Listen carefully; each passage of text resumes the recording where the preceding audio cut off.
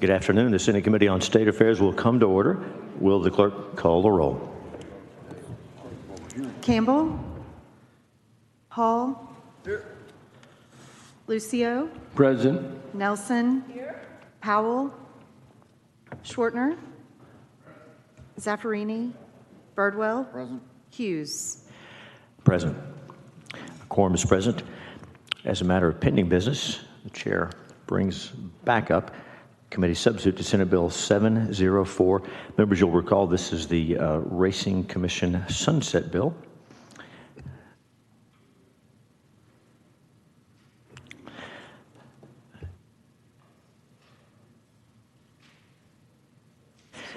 The committee substitute previously laid out has not changed, and so Senator Birdwell moves that we adopt the committee substitute. Is there objection? Seeing none, the substitute's adopted. Senator Birdwell moves that committee substitute to Senate Bill 704 be reported favorably to the full Senate with recommendation to do pass and be printed. Will the clerk call the roll? Campbell? Hall? Lucio? Aye. Nelson? Aye. Powell? Schwartner? Zaffarini? Aye. Birdwell? Aye. Hughes? Aye. There being 7 ayes and 0 nays, committee substitute to Senate Bill 704 will be reported favorably to the full Senate.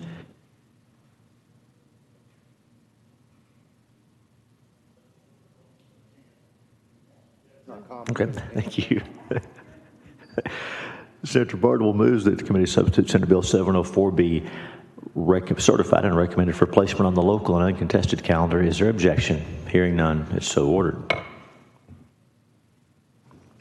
Moving on to the business posted for today, the chair lays out Senate Bill 838, Senate Bill 838, and recognizes our colleague, Senator Colcourse, to explain the measure. Hello, Senator.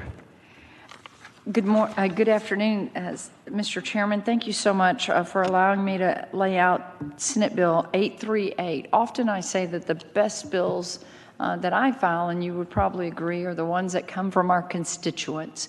And this bill was born out of having conversations with a sheriff in Jackson County, Sheriff A.J. Lauterbach. And I'll just give you what the bill does, and then I want to explain a little bit about that, and then certainly he'll be a very good witness. But in talks with him, you know, he had some concerns. This was over the interim that we had lots of conversations, and that's how Senate Bill 838 was born. So Senate Bill 838 requires the Texas School Safety Center to develop best practices for school districts and charter schools which authorize school guardian programs. The bill also requires school guardians to report their identity to the Texas School Safety Center and local law enforcement upon written request, and ensures that the identity of school guardians is not subject to disclosure except to law enforcement and the Texas School Safety Center. The provision is an important provision to ensure that the general public, guardians remain confidential. The bill was drafted, of course, in consultation with Sheriff Lauterbach, along with the Texas School Safety Center, who perform an outstanding job of serving as a clearinghouse for school safety and security issues for the state. The committee substitute, Mr. Chairman, do you want to lay that out? Senator Birdwell sends up the committee. Senator Lucio sends up the committee substitute. Recognize Senator Colcourse to explain the substitute. Thank you, Mr. Chairman. The committee substitute provides for a technical correction in the bill by striking the last sentence in Section 1, which provides for who is not a school guardian. That is not needed. The committee substitute also allows the Texas School Safety Center to have access to any information relating to school guardian plans, and allows state law enforcement, in addition to local law enforcement, to have access to the identities of school guardians. Of course, that is very important when there potentially is an active shooter and you have these guardians. I want to just give a few facts and a look back. The first guardian program in the state began in 2007 at the Herald ISD. They were the first to establish a guardian program. Most school districts that establish guardian programs are in rural, isolated areas of the state. So in Jackson County, the Edna School District implemented the Guardian Program at the beginning of 2019-2020 academic year.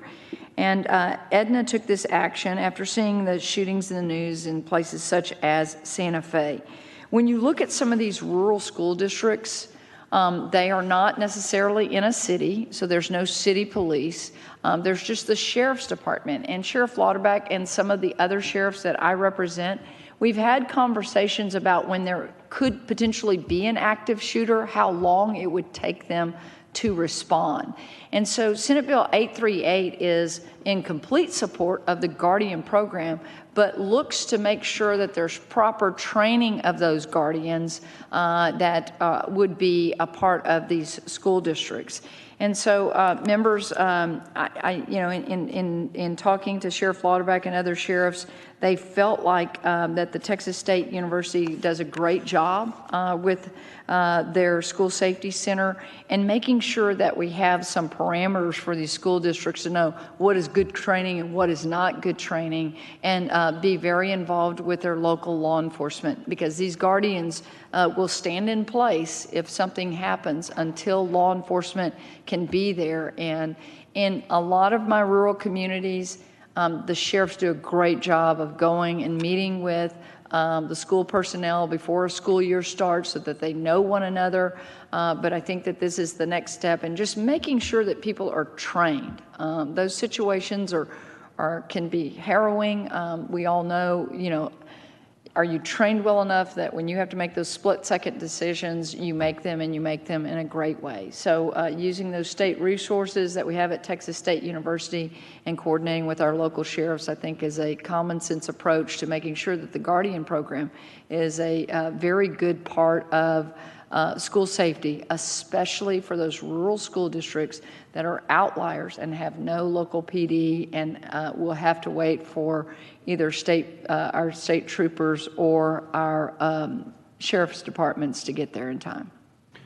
Members, questions for the author? Senator Lucio, you're recognized. Thank you for your bill, Senator Coker. Are these school guardians, are they on salary? Do they get paid, or they volunteer? I mean, how do you go about to become one? How do you go about? How do you go about becoming a school guardian? So a school district has to implement the program, and that's a decision of the school program, and then they establish a school program. And part of what Senate Bill 838 attempts to do is to make sure that they're getting the proper training, and it involves the local sheriff's office and so forth, in making sure that they know, law enforcement know, who the guardians are. They're most typically either staff. Background check, and Oh, they yes. go through the. Oh, yes.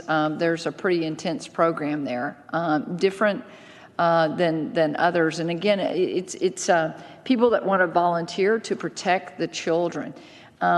Sheriff Lauterbach can talk about this, but I have had many conversations, again, mostly with the sheriff's office, on the worry of how far some of these school districts, I mean, you look at some of the school districts I represent, and they're outliers. They're out in small communities that are unincorporated, and the thought of how long it would take someone to get there. And I will just tell y'all that our local law enforcement do a wonderful job. They thwarted what could have been a terrible situation in a place like Columbus, Texas, that was at a water park. It was a school trip, and a student was upset, was going to his car to get the guns, to walk in and to shoot children in the water park. And our local law enforcement thwarted it on his way from walking outside to his car, and stopped a real tragedy. So all the tools available to us are important. Staff, teachers, principals, they're all super important. Knowing these children, knowing what's going on, and some are willing to volunteer to be a guardian, to stand in place to protect children. But 838, you have to make sure that everyone is trained. While I'm pretty good with guns, and I own lots of them, before I would, if I worked on a campus, before I ever would agree to do that, I want to be fully trained and know exactly what to do in different situations. Well, safety, and training obviously should be part of anyone that's going to be in such position. I wholeheartedly agree. Your bill, does it expand the program as it is now in any way? It doesn't, No, right? yeah, I know we've had that discussion and some questions from offices. Some people think that this is kind of an anti-gun bill. Some people think I'm expanding it. All we're trying to do is to say that we want local law enforcement to know who the guardians are in the school districts and that we want proper training. Sometimes school districts, my goodness, school board members have so much coming at them, and for them to have to pick a program, maybe it's an out-of-state trainer that come in. Y'all know how many vendors our school districts look at. What we're trying to say is that we want good programming and training for these guardians and help our school districts out in that regard. Well, I think what you're doing is actually creating best practices where other parts of the country will be able to look at in the future and try to imitate what we're doing here in Texas. So I'm supportive of your bill, and I hope that we can continue to find something or identify something before something tragic happens. In Colorado County, Columbus ISD, it was such a blessing that we were able to thwart that. It was not long after Santa Fe, and y'all know so many times we have copycats and things like that can occur. But this bill, we really worked on this bill for over a year now, actually.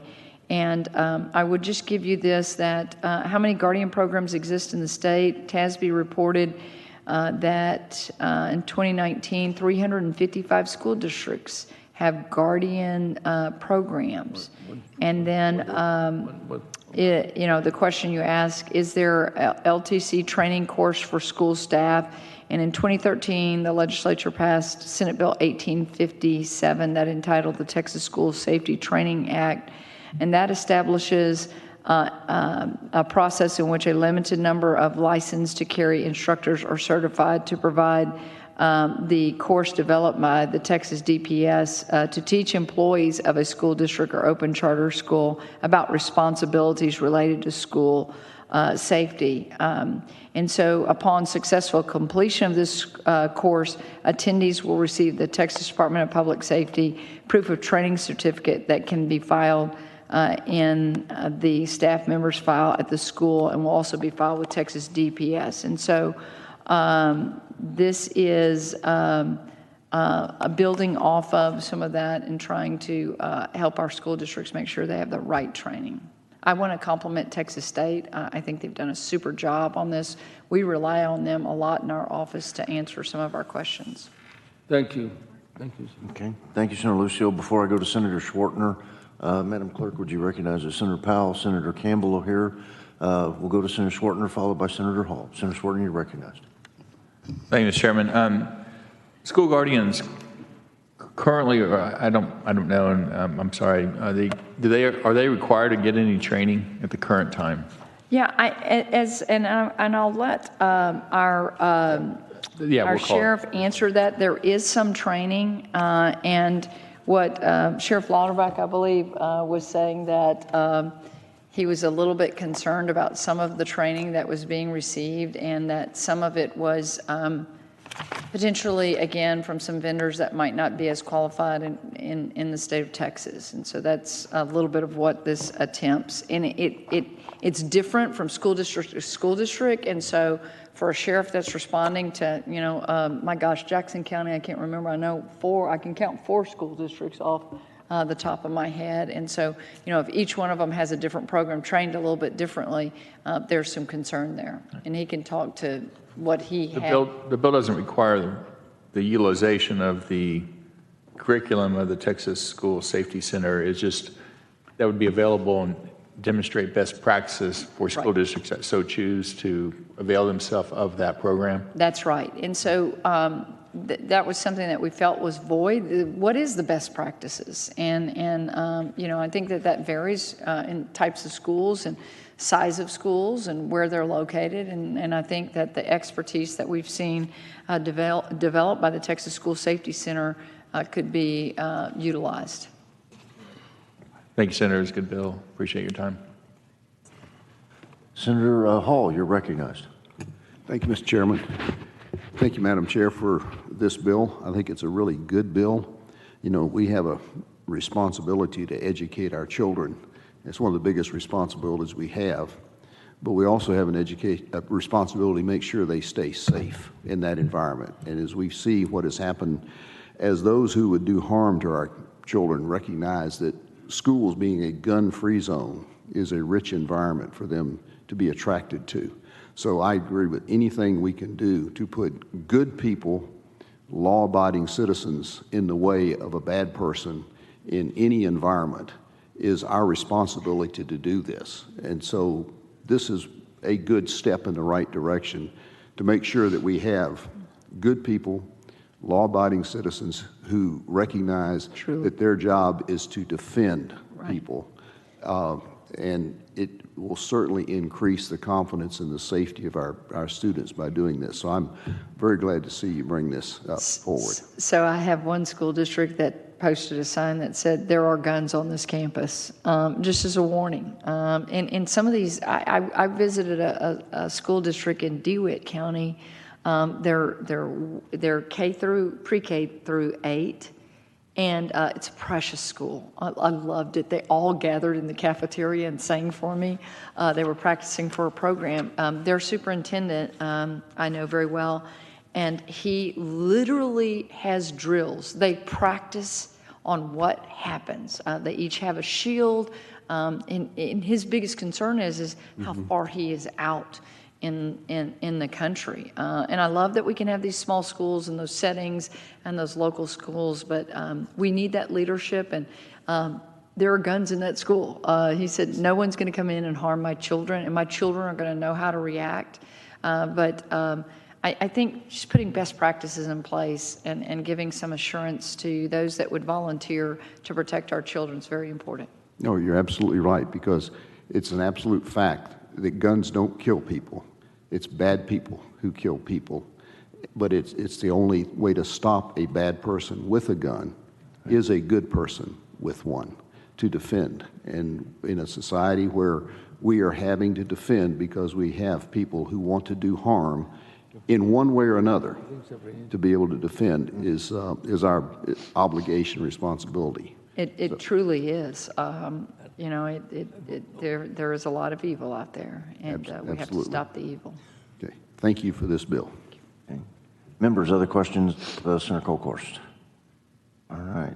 Thank you. There are two invited witnesses.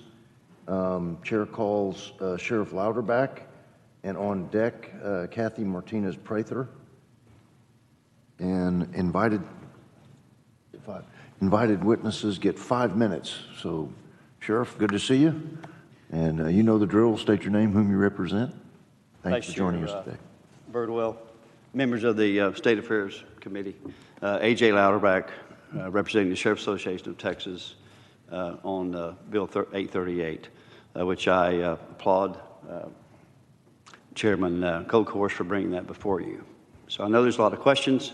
I'm more than happy to start off with some statistics to maybe educate the committee on exactly what we're dealing with out here.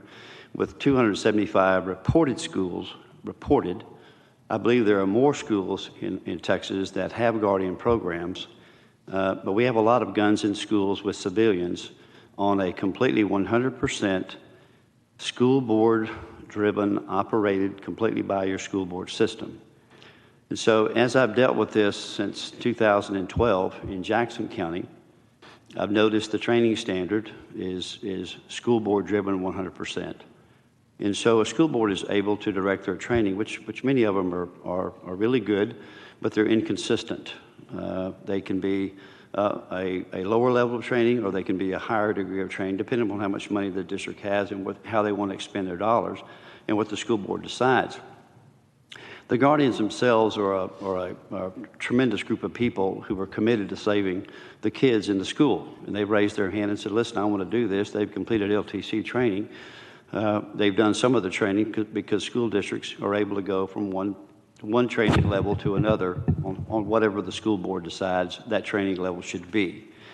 So as an educational standpoint here from law enforcement, I have 50 guns in schools within 3 school districts in Jackson County alone. So this is a concern to me, and I believe the standard and the protections afforded for those guardians that volunteer and raise their hand and say, listen, I want to take part in school security and protect kids under an active duty or an active shooter situation, then I believe strongly that the training standard has to be very stringent and very strong. I believe that that's the purpose of the bill is to give school districts the ability or a pathway to establish consistent training with a high standard that will enable a better level of training across the state of Texas. And I think that's my vision of what the bill would accomplish or start to accomplish. In this area that a lot of people don't know about because we have various levels of school security. We have school marshals, we have school resource officers, and we also have guardian programs. So the largest of all is the guardian program. And that's the concern that I'm addressing here with State Affairs Committee. Thank you. Members, questions for Senator Lucio? Thank you for your testimony, Sheriff. I think my main concern would be to make sure that when we do background checks on whoever is volunteering or asking to be allowed to be a guardian at these schools, that that person, it could be a man or a woman, correct, we were able to make sure that they fit the glove. And I've just witnessed too many press conferences where people gather and criticize law enforcement. I don't really like that because my dad was in law enforcement for 30 years, and I support law enforcement. However, when that happens, it just puts a black mark in what we're trying to do to make things better by, having someone along the line, not do his or her duty to make sure we have the right people in this position. I also am very leery about the carrying of guns in schools by either marshals or guardians, without the proper training, especially without, the knowledge of handguns and the weapons that might be available to them. I know that that's a very big issue, and we're going to continue to address that issue in the future, I'm sure. Hopefully we won't have any more shootings. That's the main thing for us to keep more tragedies to take place in our state, our country. Thank you, Senator Lucio. I appreciate your thoughts about this, and it's exactly where many things, and I believe that one of the real roles of the Texas School Safety Center is to offer a pathway, a good solid pathway for the application of your guardian program. And every piece of that can be looked at very extensively by the program, and I believe we can achieve a better outcome if we're able to look at this. I'm not a big government person, but I'm thinking that this is an area that senators and House of Representatives need to know about as far as what's going on here in our Texas schools. And I'm concerned about it, and many other law enforcement officials are concerned as well who are in the school business. But I really believe, and I join with those that feel that you are truly the professionals in the profession. Thank you. We rely on you, we rely on others who have the educational background, the training, the experience that is required to make the right decisions on this issue. So thank you. Thank you. Thank you. Members, other questions? I do have one, Sheriff, because I've done some on school marshals. I've always thought them to be somewhat synonymous. What's the difference between the marshal and the guardian? The Marshall, thank you, Chairman. The Marshall program is an 80-hour Texas Commission on Law Enforcement standard training. To become a Texas school marshal, set forth by our legislature here in Texas, is a rather intensive 2-week training course or 80-hour training course. That is an actual license from the Texas Commission on Law Enforcement. Okay. So that is tough for a lot of districts to send someone away for 2 full weeks of training. And so therefore we see smaller marshal numbers than we do guardian numbers. Okay. But that's the real difference between the two. All right, thank you. Members, questions of Sheriff? Good to see you again, Sheriff. You take care, okay? Good to see you, Chairman. Thank you. Thank you very much. Hooah. Chair calls Kathy Martinez Prather. Kathy, if you're here, if you would, please state your name, whom you represent, and as invited testimony, you have 5 minutes. Good afternoon. My name is Kathy Martinez Prather. I'm the director of the Texas School Safety Center at Texas State University, and I'm here just to serve as a resource witness to answer any questions you may have regarding this bill. Okay. Members, questions of our witness? All right. Oh, Senator Zaffirini, you're recognized. Ma'am, in your opinion, does this bill expand the school guardian program, or does it simply define what is already happening in the schools? My understanding is it does not expand the guardian plan, but serves to really, one, establish a landscape of what schools who are implementing this are doing, so we can develop best practices for schools who decide to go this route. Thank you. Yes, ma'am. Thank you, Mr. Chair. All right, members, any other questions? All right, thank you for joining us, ma'am. Thank you. Thank you for the work you're doing. Thank you, sir. Thank you. Is there anyone else wishing to testify on, for, or against Committee Substitute Senate Bill 838? Anyone? All right, hearing and seeing none, public testimony is closed, and we'll leave the bill pending. Chair lays out Senate Bill 1572 by Senator Paxton. Does someone have that bill? Oh, there she is. Okay, I didn't see. I didn't know that she was here with us. I thought I was looking for another senator to lay it out for her. So you are recognized, Madam Senator. Thank you, Mr. Chairman, and thank you, members. This bill was brought to me by a constituent who has been an active election judge in Collin County for many, many years. Members, Mr. Chairman, the election code requires early voting clerks to sign the back of early voting ballots to ensure a proper chain of custody in early voting procedures. In many cases, however, the deputy early voting clerk is the one who oversees early voting at polling locations.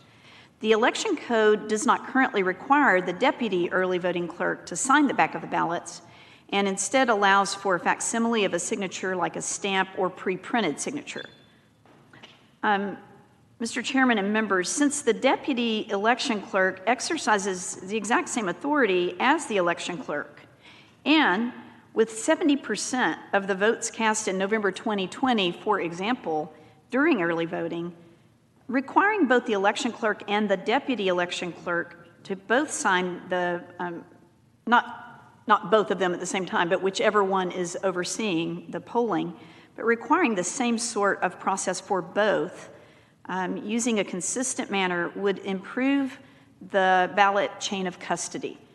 Senate Bill 1572 will require deputy early voting clerks to sign paper ballots for each in-person voter in the same manner as election clerks do, instead of using facsimile or stamp of their signature. This improves the consistency of the ballot process, and it also increases our confidence in the chain of custody. I do have a committee sub. There's a committee substitute. Senator Hall sends up committee substitute. Chair recognizes Senator Paxton to explain the differences. Thank you. The committee sub simply removes the sections of the bill that would have amended Chapter 122 of the Election Code, as these sections do not relate to the election clerk signature chain of custody. That's all it does. And I think we all agree that it makes sense to have consistency in the process with those who exercise the same sort of authority. And we do have a resource witness here from the Secretary of State's office if there are technical questions about the bill. Members, questions of the author. Senator Zaffarini. Oh, of the resource. Okay, I'm sorry. Senator Hall, questions of Senator Paxton. Thank you, Mr. Chairman.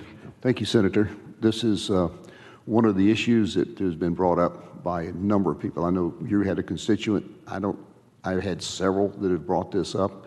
We've talked about it. The practice has been with this rubber stamp that anybody can get the stamp and stamp ballots.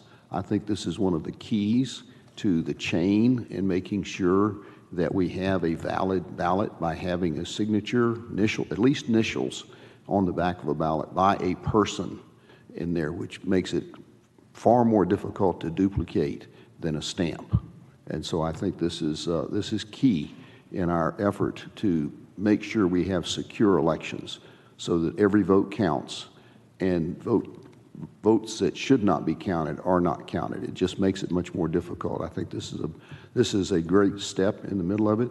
The one thing I would ask you if you might want to think about doing, since we ended up, I think, with the stamps by a waiver, that we make this non-waiverable, that it is a firm requirement, because we will have requests from the elections folks that this is too inconvenient for them to do this, that hands get tired or whatever it is, and they'd rather use a stamp. And so to make sure that this is a firm, we're not just putting this requirement in as a nice thing. This needs to be an absolute, irrevocable, firm requirement that we do this. Would you think about adding a statement to this to make that non-waivable? Thank you, Senator Hall. I'd be happy to continue working with you on this. Okay, thank you very much. Thank you. All right. Any other questions for Senator Paxton? All right. Thank you, ma'am. So, Chair calls the resource witness, Keith Ingram, from the Secretary of State's office. And Keith, you're all too familiar, so if you would state your name, whom you represent, and then Senator Zaffarini, after such, you're recognized. Good afternoon. Keith Ingram, Director of Elections at the Texas Secretary of State's office, here on House Bill or Senate Bill 1572. You recognize me. Thank you, Mr. Chairman. Mr. Ingram, this bill would eliminate the ability of election officials to use a stamp to sign the ballots. Are there any known cases of the use of stamps resulting in election fraud? Not that I'm aware of. Not that you're aware of? No, ma'am. How does this bill improve the accuracy of vote tallies? The accuracy of which? Pardon? I didn't hear the Is there any way, do you read this bill in any way to improve the accuracy of vote tallies? No. No? What happens if the deputy forgets to sign a ballot if this bill becomes law? Currently, that's the subject of, if this, if a ballot is unmarked on the back by the election judge, or in this case, the deputy early voting clerk, those are set aside in a recount. Those are set aside in a special category. Usually they end up being counted, but they are treated differently. Could the ballot be challenged if it is unsigned? It definitely could. Would election officials be subject to a penalty for failing to sign a ballot under this bill? No. No? Do you think that having to sign ballots by hand would create substantially more work for election officials?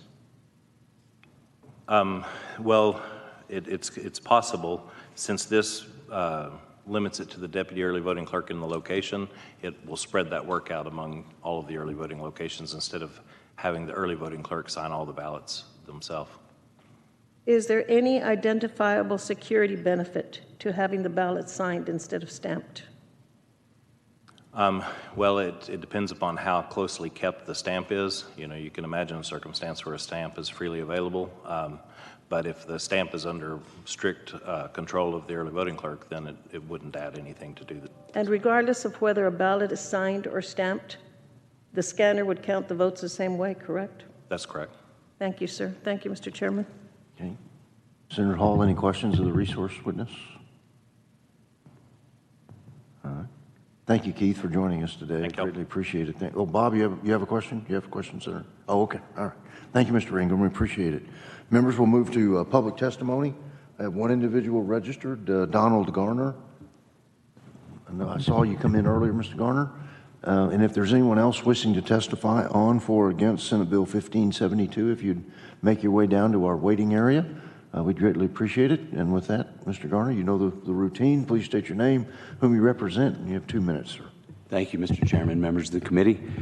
My name is Don Garner. I'm Executive Director of Texas Faith and Freedom Coalition, whose mission is to give people of faith a voice in government. Toward that end, I have the privilege of speaking in support of bills like Senate Bill 1572. Faith and Freedom Coalition has a membership of over 2.5 million nationally and over 125,000 in Texas. In the most recent election cycle, Faith and Freedom Coalition distributed voter guides through volunteer canvassers to over 300,000 voters across Texas. The level of concern among those we represent regarding election integrity has risen exponentially. Having worked in recent election cycles in Texas on recruiting canvassers, poll watchers, and volunteer deputy registrars, I've been inspired by the passion of these folks for the election process itself. I've also seen firsthand how disheartened these same people become at discoveries of irregularities and outright cheating, like many of those that we've heard about in these hearings throughout the course of this session. And I'll say nothing suppresses voting more than erosion of trust in the election process. Some attempt to paint efforts at election reform as voter suppression. They attack practical reforms as a solution looking for a problem. This bill brings needed clarity and security to the early voting process. It provides clear verification of early ballots and simplifies ballot tracing. It does these things without costing the taxpayer a cent or adding any burden to the voter that could be characterized as voter suppression. Trust in our election system will return as specificity is brought to the process, and that's precisely what Senate Bill 1572 is seeking to accomplish. Texans must be able to trust that our elections are safe, secure, and fair. To regain the trust of Texans, the gray areas in our voting process need to be clarified relative to verification and tracing of early voting ballots. Please vote for the passage of Senate Bill 1572. Members, questions of Mr. Garner? All right. Thank you for joining us today, sir. Appreciate it. Thank you. Is there anyone else wishing to provide testimony on, for, or against Senate Bill 1572? Oh, I'm sorry, Senator Hall. Oh, from the Secretary of State's office? Okay, the resource witness? Okay. Mr. Ingram, would you rejoin us for a senator, or for a question from Senator Hall, please?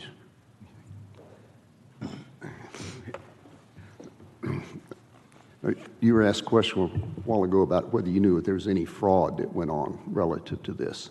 Is there any fraud that's going on in our election process that you don't know about? Entirely likely, yes, sir. Okay. So just because you don't know about it doesn't mean that it's not happening. I agree with that. And things that, because our election system isn't necessarily designed with prevention of fraud or catching fraud and reporting it, that we do. We have a system now that allows things to happen, that we don't really have fraud prevention at the top of the list of what we do. I would disagree with that ballot security and fraud prevention are very much on every election official's mind. Okay. Well, I don't want to argue that we do that, but where we allow judges to allow poll workers in the room where they're supposed to be watching the ballots, but we have a system that allows them to just have them in the room, but not necessarily where they can actually observe what's happening. That's a system that doesn't really work on fraud. But you've answered the question, so thank you. Thank you, sir. Any other questions? All right. Thank you, Mr. Ingram. Thank you. Is there anyone else wishing to provide testimony on, for, or against Senate Bill 1572? If not, hearing and seeing none, public testimony is closed. We'll leave the bill pending. Chair lays out Senate Bill 1247 by Senator Creighton. Senator Creighton here oh, there he is. Okay.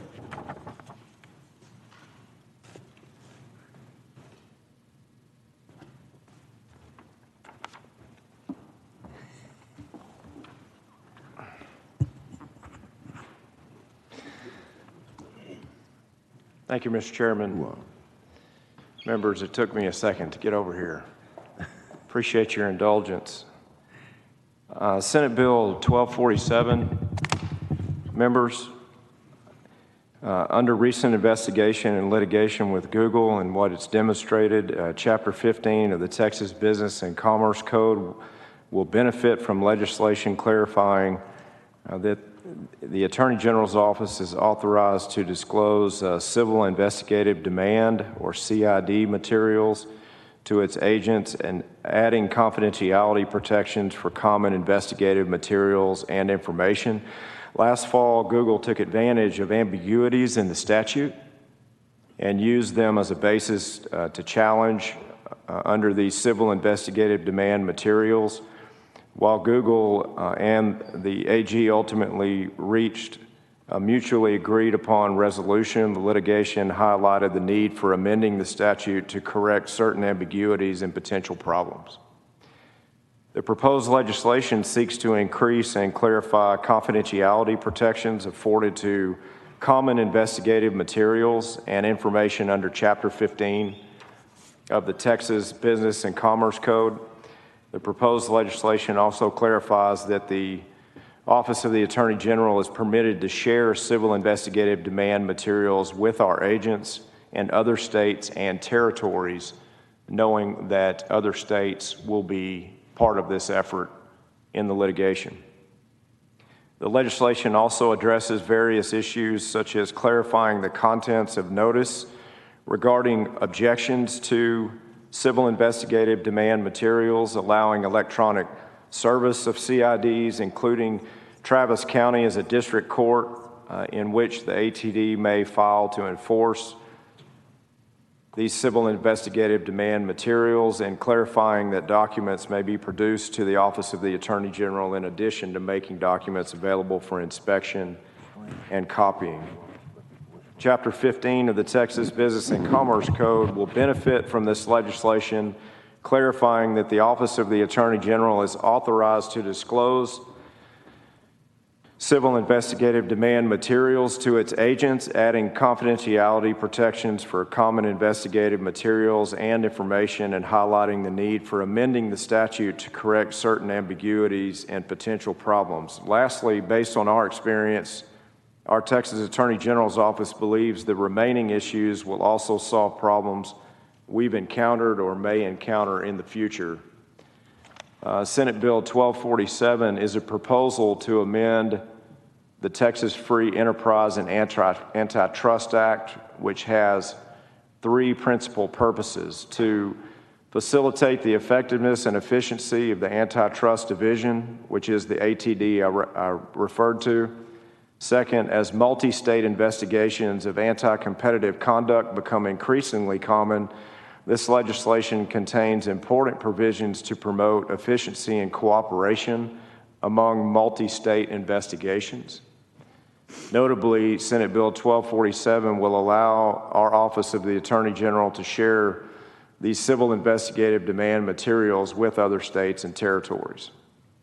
Thank you, Mr. Chairman and members, for your consideration. I know we have witnesses here to testify. Okay. Members, questions of Senator Creighton? All right, we do have a resource witness, Brett Fulkerson. Does anyone wish to ask questions of the resource witness? All right, hearing and seeing none. Thank you, Senator Creighton. Thank you, Mr. Chairman, members. All right, we'll move to public testimony. I have no one registered for public testimony on Senate Bill 1247, so I'll ask for one last call. Is there anyone wishing to testify on, for, or against Senate Bill 1247 by Senator Creighton? All right. Hearing and seeing none, public testimony is closed, and we'll leave the bill pending. All right. Chair lays out Senate Bill 690 by Senator Zaffirini and recognizes the author to explain the bill. Thank you, Mr. Chairman. Mr. Chairman and members, Senate Bill 690 relates to remotely conducting court proceedings in this state. The bill is a recommendation of the Texas Judicial Council and is a companion to House Bill 3611 by Representative Leach. Members, during the pandemic, the Texas judiciary has led the nation in innovation and adaptability by not only holding thousands of online court proceedings, but also by being the first state to have an online Supreme Court oral argument, a non-binding civil jury trial, and a criminal jury trial. Although Zoom court proceedings have not yet been perfected, the progress made during the pandemic in access to justice, accessibility, and efficiency should continue for years to come. Specifically, many judges report greater participation from litigants via Zoom due to the platform's convenience. Persons can more efficiently attend court hearings by simply logging on via their computer or mobile device from work or from home. Judges also report cost savings from litigants, attorneys, and other interested parties who haven't had to travel to courts. Access to interpreters has increased as well. Accordingly, the Texas Judicial Council recommended Senate Bill 690 unanimously to remove statutory or rule barriers to holding remote proceedings outside a disaster declaration. Generally then, Senate Bill 690 would provide judges and parties to cases with the alternative of using remote court proceedings in civil and criminal cases. There is a committee substitute to address concerns from stakeholders, and I'd like to send it up at this time, Mr. Chairman. Okay. Senator Zafrani sends up committee substitute, Senate Bill 690, and he recognizes the author to explain the differences in the committee substitute. Thank you, Mr. Chairman. Mr. Chairman and members, the committee substitute differs from Senate Bill 690 as filed originally in that it would, first, in civil cases, authorize a court on the court's own motion or on the motion of any party to hold a remote hearing or proceeding, except as limited by Supreme Court rules or the United States or state constitution. It also would allow a party to file an objection to the remote proceeding and request an in-person hearing. The court must consider the objection and may grant it for good cause. And in criminal cases, it would require the consent of the prosecutor and defense counsel for any adversarial or contested evidentiary proceeding. The bill also would require a court that elects to participate in the remote proceeding to accommodate a person with a disability or a person who lacks access to technology.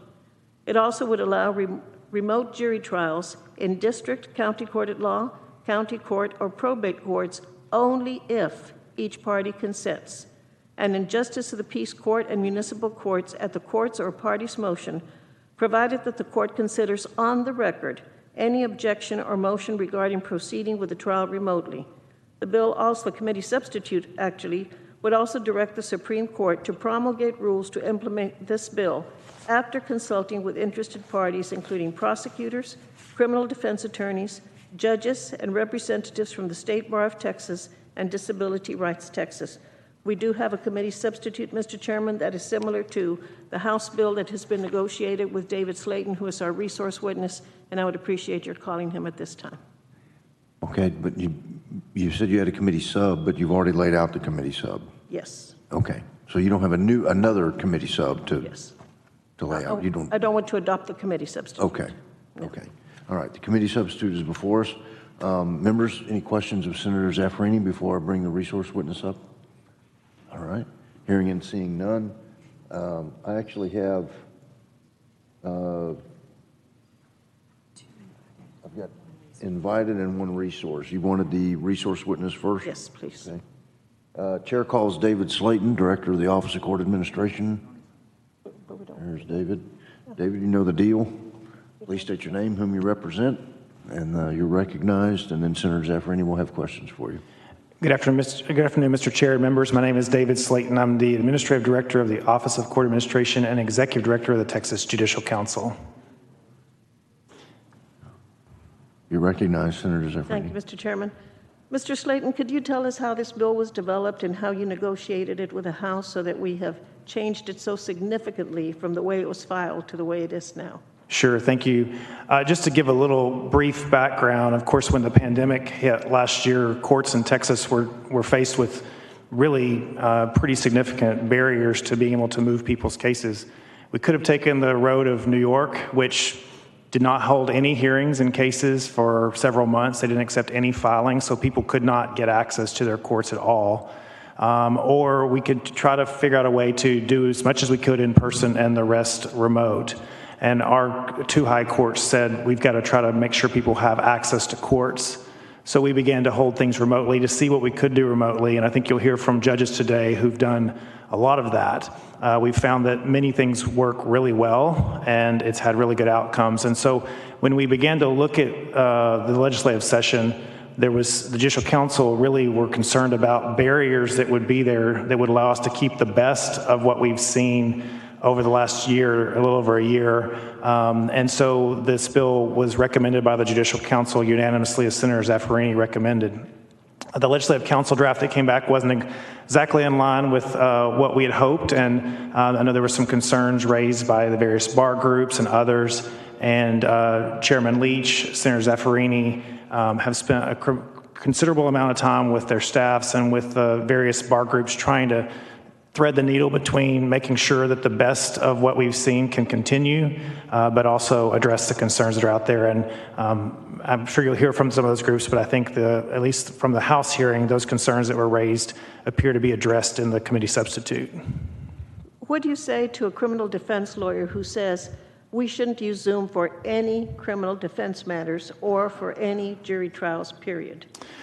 So I'll start with the hearing issue. I mean, the one thing that we've seen is that prior to the pandemic, first of all, courts have been allowed to do things remotely for decades, or I guess as long as there's been remote. But they've not been used very much. What we saw during the pandemic was that people in criminal proceedings particularly were showing up more for their hearings. So in a normal year, for instance, in the Justice and Municipal Courts, there are 1.6 million warrants issued for failure to appear. That means law enforcement officers that should perhaps be focused on other things are out trying to round up people who missed their traffic ticket court hearing. What we've seen through allowing people to do things remotely is that they are, in fact, able to appear and are appearing. And I know Judge Chu is here from a justice court. We'll probably talk about that. Courts are reporting that virtually no one is failing to appear. I mean, not exactly no one, but it's certainly most people are showing up for court now. If you think about the person with the long-haul truck driver who has a traffic ticket, who wants to contest their ticket, if they were driving through Brewster County on I-10, getting back out there for that hearing is virtually impossible. If they're in Pennsylvania on their long-haul truck driving, appearing remotely, they can get access to the court without having to do that. And so it gives them an option that they don't have currently. So we think that's something that's very beneficial for people in criminal cases. With regard to jury trials, I want to be clear, there have been 0 jury trials in jailable criminal cases. The Supreme Court has always required consent in those cases. This bill keeps that in line. I don't think there's anyone who thinks that would be allowable under the Constitution to do it without consent. In our Justice and Municipal Courts, where there are fine-only criminal cases, we have courts all over the state that are trying virtual jury trials for those cases, giving people access that they didn't have before. And it's, from my perspective, working beautifully. Jurors seem to be happy, parties seem to be happy. They're able to get their day in court in a much more efficient way. Those cases usually are a couple hours long, and they work really well in a virtual aspect. In your capacity as Executive Director of the Office of Court Administration, have you had any pushback from judges about using Zoom or virtual hearings? I mean, obviously, there are some judges, let's be clear, and I think the judges will say this if they're asked. The easiest thing for the judiciary after the pandemic would be to go back to the way it was and do everything in person, because the courtroom is set up perfectly for them. They show up to work, they get on the bench, and everyone comes to them and waits for them. It's set up really well for them. And so, but what we've seen with this, of course, is all the benefits are for the litigants and for the attorneys who would normally be waiting and everyone else. Clearly, there are some judges who would prefer to do things in person, and they think certain types of hearings should be done in person, and this bill would certainly make that happen. But I would say almost every judge in Texas sees the value in remote proceedings and has used it extensively. Because of the ability to do things remotely in the Texas court system, there is very little backlog. The only case types that have backlog are criminal jury trials, because we can't do those remotely, and that has held things up. And there's some backlog in family law cases. And every other case type, name any of them, we've seen a reduction in the backlog from what was pending before March of 2020. So it's been a really remarkable experience. If this bill were to pass, there would be no judge, no attorney, no litigant who would be forced to participate in a virtual hearing. So a judge, number one, no judge would be forced to do it. It would give them the option, which they already have. It would allow them to force litigants in certain cases, or at least set cases for a remote hearing, as they, in many cases, already have the option of doing that now. But what this bill does is provide some parameters that actually set out in statute for the first time some limitations to that. So, for instance, it provides an objection right for litigants. If they don't want to proceed remotely, they would have the objection right under this language to make that objection, and the court would have to hear it and grant it for good cause. It would prohibit any remote jury trials in district courts. It would prohibit any remote proceedings in contested criminal cases. So I think it provides a framework where even though judges could set things for hearing remotely, it would provide a framework where parties could make their objections known or would have to consent. Do you have any poll results regarding how judges or attorneys or litigants feel about this bill or about virtual hearings in general?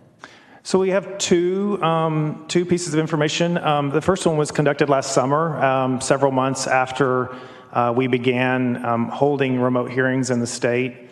And I don't have the exact numbers. I'm happy to provide those to the committee. But what I would just say is overwhelmingly, there was support amongst the bar for remote hearings. I suspect you'll hear that from witnesses today. I don't think anyone thinks that remote is bad altogether. I think they see the benefits. And also in the poll, we asked them, did they feel like they got less justice or that they got an outcome that would be different? And the answer to all those questions, they were all positive about the remote experience and the fact that their clients could more effectively participate and have access to the courts. There was also a smaller poll done by a judge in West Texas a few weeks ago, which basically asked similar questions, and it doesn't appear as if things have changed, that there's still support amongst the bar. And certainly, if you talk to litigants, all the different individuals who are appearing before courts across the state, the ability to appear remotely in court has certainly increased their ability to participate and get access to the courts. So if you direct the Office of Court Administration and in effect staff the Texas Judicial Council and in effect staff the judiciary, correct?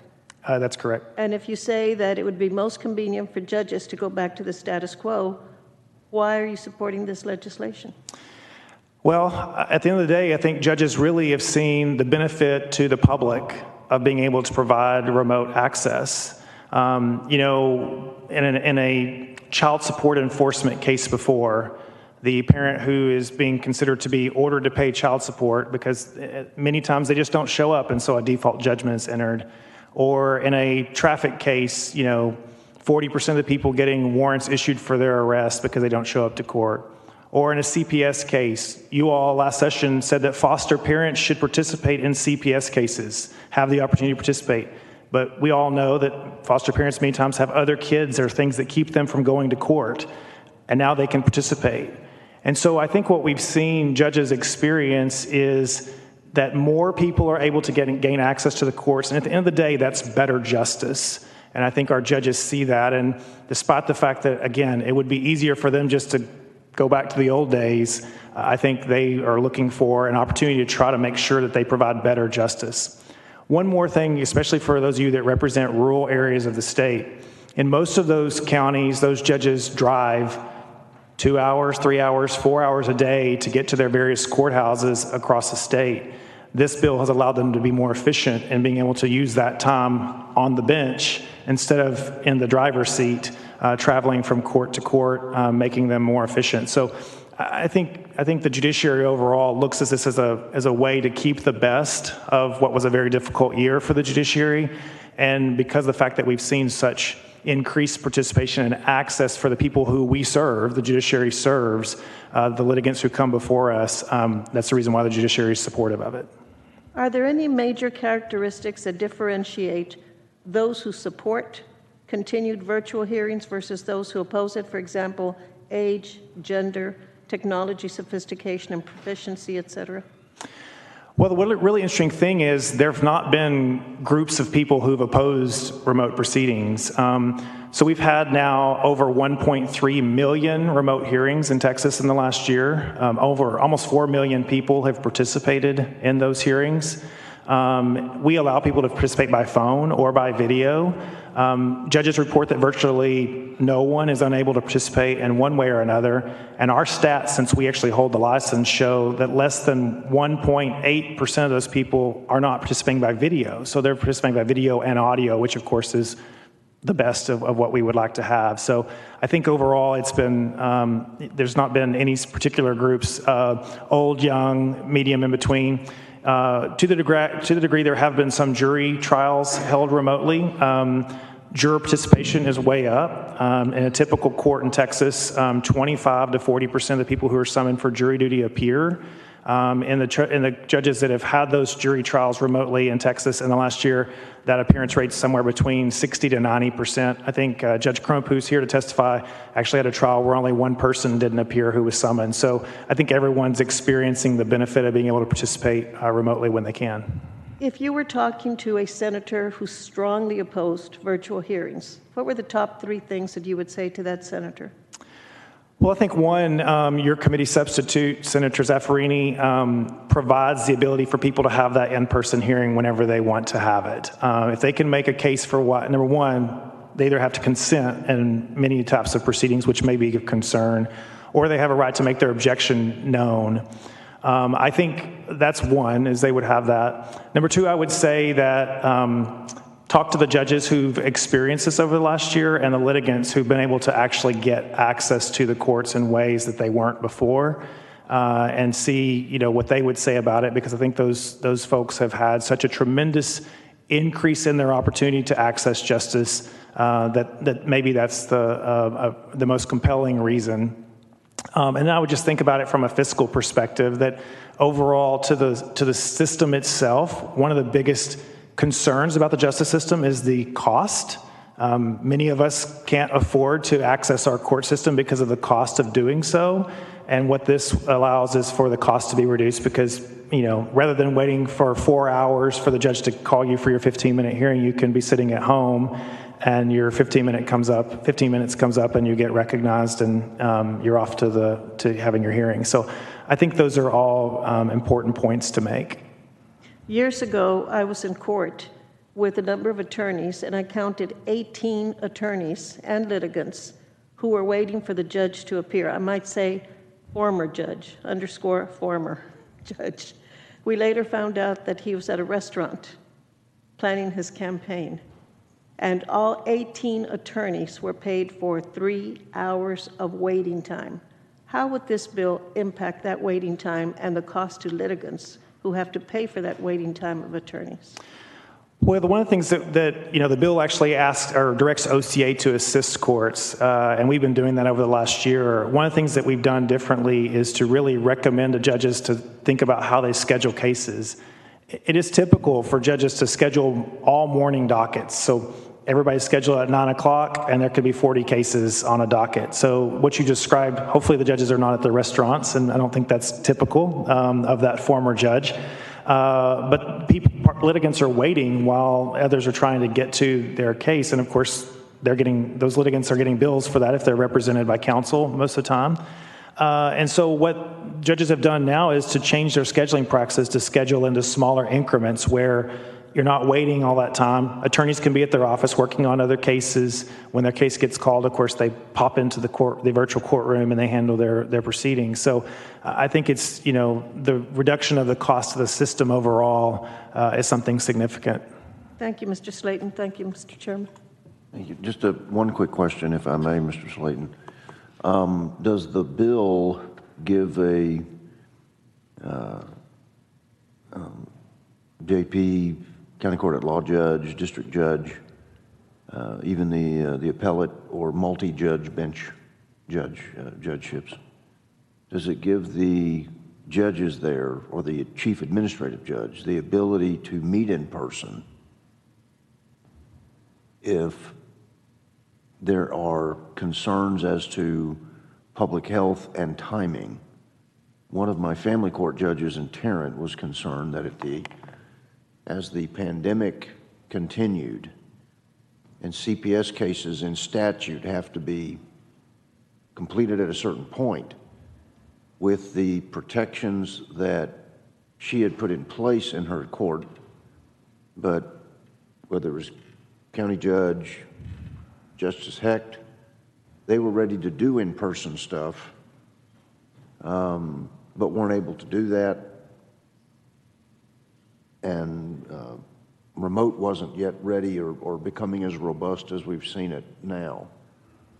What does this bill do for discretion of local judges to be able to act within the confines of their situation regionally or locally, rather than simply at the direction of OCA to put out a statewide blanket?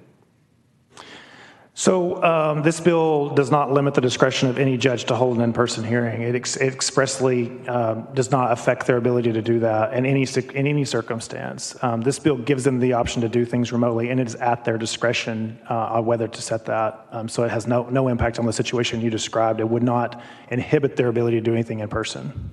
Okay. All right. Members, any other questions of Mr. Slayton? All right. Thank you for joining us today. Thank you, sir. We have two invited witnesses. Chair calls Nicholas Chu, and on deck will be Victor Villarreal. And then after that, we'll move to public testimony. So Judge Chu, if you would, for invited testimony, you have 5 minutes. Sure. Please state your name, whom you represent, and when the yellow light comes on, you have a minute remaining. Thanks, Judge. You're recognized. Thank you, Mr. Chair, and thank you, members of the committee. I'm Judge Nicholas Chu, Justice of the Peace for Precinct 5 in Travis County, Texas, and I'm testifying for the bill on behalf of the Justices of the Peace and Constables Association. Part of this is, I was the first judge to preside in Texas in a fully remote, fully binding criminal jury trial, and also the first fully remote jury trial, criminal jury trial in the state, in the nation. And I have to let you all know that this bill in the committee sub, I think there's some fears that this is a revolutionary change or a sea change in the judiciary, but really what it is it provides tools for litigants and for the judges to increase participation in the judiciary. And all this bill does is just give more tools to those litigants and to those judges to have more participation in our judicial system. And when we see kind of what's been going on with the pandemic right now, especially in justice courts, traditionally in justice courts, you see more self-represented litigants, more litigants that don't really know what's going on because they never have exposure in the court system to begin with, or even a legal training or a law degree. And so when we see in the pandemic that show-up rates have increased in some courts to 80% as opposed to 80% no-show pre-pandemic, when we see more access to volunteer legal services, indigent representation. For example, my court has partnered up with some indigent representation so that folks facing eviction cases or folks facing Class C misdemeanor cases are able to get legal representation, because those attorneys that may be in different areas of the city may have a hard time getting to a docket every once in a while for a JP court, now make it easier for us to show up virtually and participate and give that access to justice for those folks that traditionally wouldn't have a lawyer in justice court. But also, it increases participation for lawyers who are busy.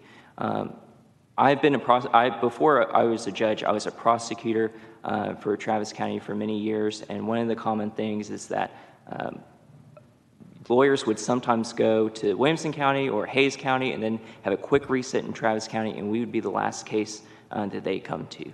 And we're waiting around for an hour or so for them to show up just to announce that, hey, we're working with the prosecutor on getting this evidence and we just need a reset. Well, now that attorney can do all their stuff in Hayes County, appear virtually in a criminal case for just a status hearing and say, this is what we're doing, and we don't have to waste the court's time, we don't have to waste the prosecutor's time or other defense attorney's time and go on with the rest of our docket. And so in a post-pandemic world, I can see our default will be allowing for in-person proceedings. It will always be the default. But this would allow us the tool of those quick settings or those status hearings or situations where both parties just want to be virtual because they are busy and they don't really have time to come down to the courthouse and find parking in the rain and things like that. That will allow the participants to participate in a hearing and let the judiciary work harder and more accessible. One thing I did want to mention, and that was brought up before, is that in criminal cases, there had been discussion, I think, that the idea of let's not have remote proceedings at all in criminal cases. And I think that would be really detrimental, especially to justice courts. How many times have you known, or just imagine if you got a ticket on the last day of session in Austin and you represent somewhere in Amarillo, your house is in Amarillo. Do you really want to come down to Austin just to meet with the prosecutor, or can you do that remotely? It's technically a criminal case. You could negotiate your case for 15 minutes, get the case settled, and then move on with the rest of the day and not have to waste a trip all the way down to Austin on your time to negotiate something. The common story is that people just pay their ticket in those scenarios because they don't want to bother with it. And the scary part about that is that folks would be denied their ability to access justice, whereas this would give them an opportunity to take full advantage of the courts. And so if there is that discussion of blanket prohibition in criminal cases, it would be detrimental in those uncontroverted or non-evidentiary situations like the committee sub addresses in terms of those pre-trials for negotiating your cases with the prosecutor. I'm happy to answer your questions of Judge Chu. Senator Zaffirini, you're right. I have one. If you were talking to a senator who opposed this bill strongly, including opposing virtual hearings in any criminal case, what would you say to that senator? I think I would say that if you're opposed to this, you want to go back to a time when judges and court staff don't work hard. And that if you want a judiciary that works hard, that allows access to more citizens and to get your case heard quicker, cheaper, and more efficiently, supporting this bill will give us those tools to do that. Okay. Thank you so much. Thank you, Mr. Chairman. Okay, thank you. Members, any other questions for Judge Chu? Thank you, sir. Thank you for joining us today. Chair calls Victor Villarreal as my last resource witness. Judge Villarreal, are you with us? All right. And as an invited witness, you too have 5 minutes. When the yellow light comes on, you have 1 minute remaining. Please state your name and whom you represent, and you may begin your testimony.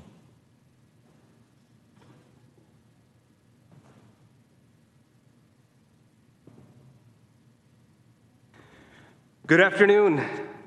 I'm Victor Villarreal, Judge of Webb County Court at Law 2. It's a pleasure and an honor to talk to you, Honorable Chair and Honorable Committee members. I'm the Judge of Webb County Court at Law 2, and since the beginning of the pandemic, I've called over 7,000 hearings on Zoom. The jurisdiction of the court includes criminal misdemeanors, juvenile matters, probate hearings, contested will hearings, family law matters, and other civil cases. Virtual hearings keep the public safe and provide access to justice, safe access to justice without delay. More people now attend court online than they attended court before in person. There are less warrants that are issued for defendants not showing up to court. See, before the pandemic, defense counsel would say that defendants could not come to court because they were deported. My response now is, so what? They can log in from Mexico, they can log in from anywhere in the world, and they do. Criminal defendants have appeared from Mexico when they're deported, and they've been able to accept the plea bargain offered by District Attorney's Office. Now, the thing is, without the ability to hold court online, criminal cases would languish without resolution, without justice to victims, and without enforcing the criminal laws of the state of Texas. That's on the criminal law docket. On the family law docket, single moms can request divorces and child support without missing work. People can attend court from their office break rooms and then get right back to work as soon as their court hearing is done. Victims of family violence can seek court protection without being in the same physical location as their alleged abusers. And similarly, spouses have been granted divorces without being in the same physical space. They tend to like that. People have attended court from all over the place. On the probate docket, for example, elderly widows representing probate matters and wanting to probate the wills of their deceased spouses have not had to travel long distances to attend court hearings, which would unnecessarily risk their health and access to the court. Witnesses testifying on wills have been able to provide testimony from other cities in Texas, and we've had testimony from other states and even from Europe. By attending court remotely, people no longer have to deal with downtown parking, traffic, parking meters, or bottlenecked courthouse security checkpoints, which now include health screenings. Lawyers enjoy remote hearings because they're more efficient, they're more productive, they can work on other matters while the court calls other cases, and clients like that because their legal fees have decreased. They're not paying for attorney travel time, and they're not paying for attorney waiting time while they wait in court. And parties to lawsuits like that, they no longer have to incur the travel costs for witnesses. Witnesses have testified from their safe place of location. So, Honorable Chair, Honorable Committee members, I pose to you the question then really is not whether we should continue to hold court hearings remotely. The question, respectfully, is why hadn't we done it sooner? With that, I invite any questions, and I welcome your questions. Members' questions. Senator Zaffarini, I know you have a question for your constituent. So. Judge Varela, thank you for your excellent testimony. As always, you exceed expectations. Very interesting information. Have you had any pushback from judges or attorneys or litigants regarding virtual hearings? No, everybody has enjoyed the cost, benefits, the efficiency, the ability to participate. In this day and age, everybody has access to smartphones, to the technology. Everybody's been able to participate. I've had no complaints. Have you encountered any problems with low-income litigants? I believe we're at 7,100 hearings called online. Of those 7,000 cases, only one was unable to access the court at the hearing because the individual was homeless. So even if we had been in person, that person still would not have been able to attend. There were other issues that were unrelated to the virtual hearing. So other than that, there have been no issues. How has using this kind of technology been beneficial to DWI court? On our DWI court, what our goal is to reform individuals so that they're no longer addicted to and dependent on chemicals, for example, in this case, alcohol. Because they are able to log in, they don't have to miss a full day of work. They can log in, have their hearing, and go right back to work. That reduces their stressors, the stressors in their lives, and in turn, what that means is that they're less likely to use alcohol, and our roadways are actually safer, I believe, because they are not engaged in these stressor activities. Did you have an opportunity to read the committee substitute? I did not. You did not. Do you have any suggestions for improving this legislation? I would respectfully request that the remote hearings continue. I ask that in the interest of justice, having a high-volume docket, I find that we're able to adjudicate cases. The laws that are created here, we're able to adjudicate in court quicker, more efficient, with less cost to both lawyers, litigants. Everybody very much likes it. I heard the testimony that was given earlier, and it is true. The courthouse, I should say the courtroom, is centered around the judge, and that's very true. That is the case. However, I submit to you that in virtual hearings, The issue is, it revolves or it's centered around justice, not the judge. And I think that is our job. Today, one criminal defense attorney told me that he opposed this bill because he did not think that we should have any virtual proceedings in any criminal case. How would you respond to such a person? If County Court at Law 2 had not been able to hear criminal cases online, a number of cases would remain unadjudicated because of the deportation issue. Now that is no longer the case. District attorneys wanting to enforce the laws of the state of Texas want a conviction based on the facts and the record. And many times defense attorneys say, my client wants to enter a plea because that is right and just and that's what should be effectuated. But you can't do that when they're in another country. And defense attorneys would say, well, they want to effectuate the laws of the state of Texas, but the laws of the United States is preventing them from appearing. Now, we could writ them down, and that has been a complicated process over the last few years. So because we've been able to hold criminal law hearings online, we've been able to close out many criminal cases. One possibility would be to pass a bill that would exclude certain areas from participating in this kind of technology, or that perhaps would define some prohibitions of the use of virtual hearings and then give the judges free rein with everything else. How would you respond to such a bill? Judges, I believe, can best assess not only the law that's applicable to the case, but the case itself. Every case is different, and I believe judges should properly hold the discretion after hearing from both sides, like we always do. So hearing the facts as applicable to the case and hearing both sides, I think judges are in the best position to make those determinations. Thank you, sir. Mr. Chairman and members, I want you to know this judge is from my hometown. He inherited a court that you heard me talk about, the County Court at Law 2. In the previous administration, a former judge had the worst record for noncompliance with guardianship cases, 90%. In, I believe, 18 months, Judge Medial turned it around and now has 100% compliance. The only court in the state of Texas that is 100% compliant with Texas law. That's quite an accomplishment. Yeah. Thank you for being with us today. I appreciate it. Yeah. Thank you. I welcome any other questions. Members, any other questions? Thank you, Judge, for joining us today. Thank you. We'll move to public testimony.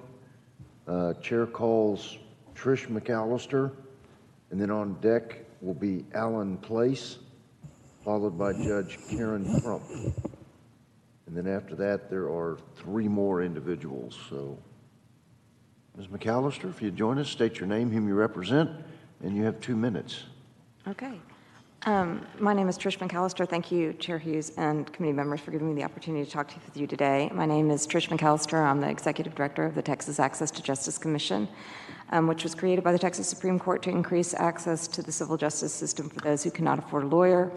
I am testifying in support of this bill. Remote hearings are essential for increasing access to justice in Texas.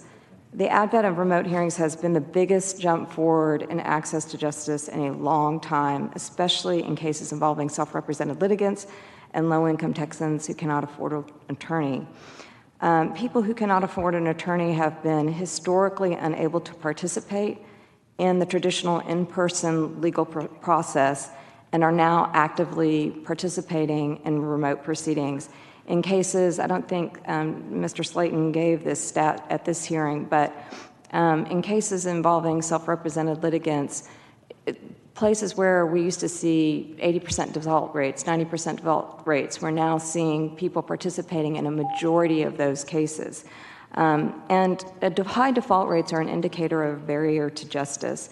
So lowering those default rates in places like evictions, where these are basic human need kinds of cases, it's very important. One of the things that I did want to say is that when more people are participating in the legal process, it promotes outcomes that are better because judges have more information from both sides of the litigants, both sides of the case, and promotes more just outcomes. And that, in a turn, also, when people are participating and there are outcomes that are based on more information, it enhances the public's perception of the justice system and goes a long way towards restoring the faith in the justice system, where the public right now, as lots of studies show, don't really have a high faith in it. We really need virtual hearings to remain a part of the justice system if we're really serious about increasing access to justice and improving the public's perception of the court system. That's all I have to say. Thank you. Senator Zaffirini. Thank you, Mr. Chairman. Ms. McAllister, you heard the testimony of David Slayton and of Judge Victor Villarreal. Did they say anything with which you disagree? No, I agree with everything they have said.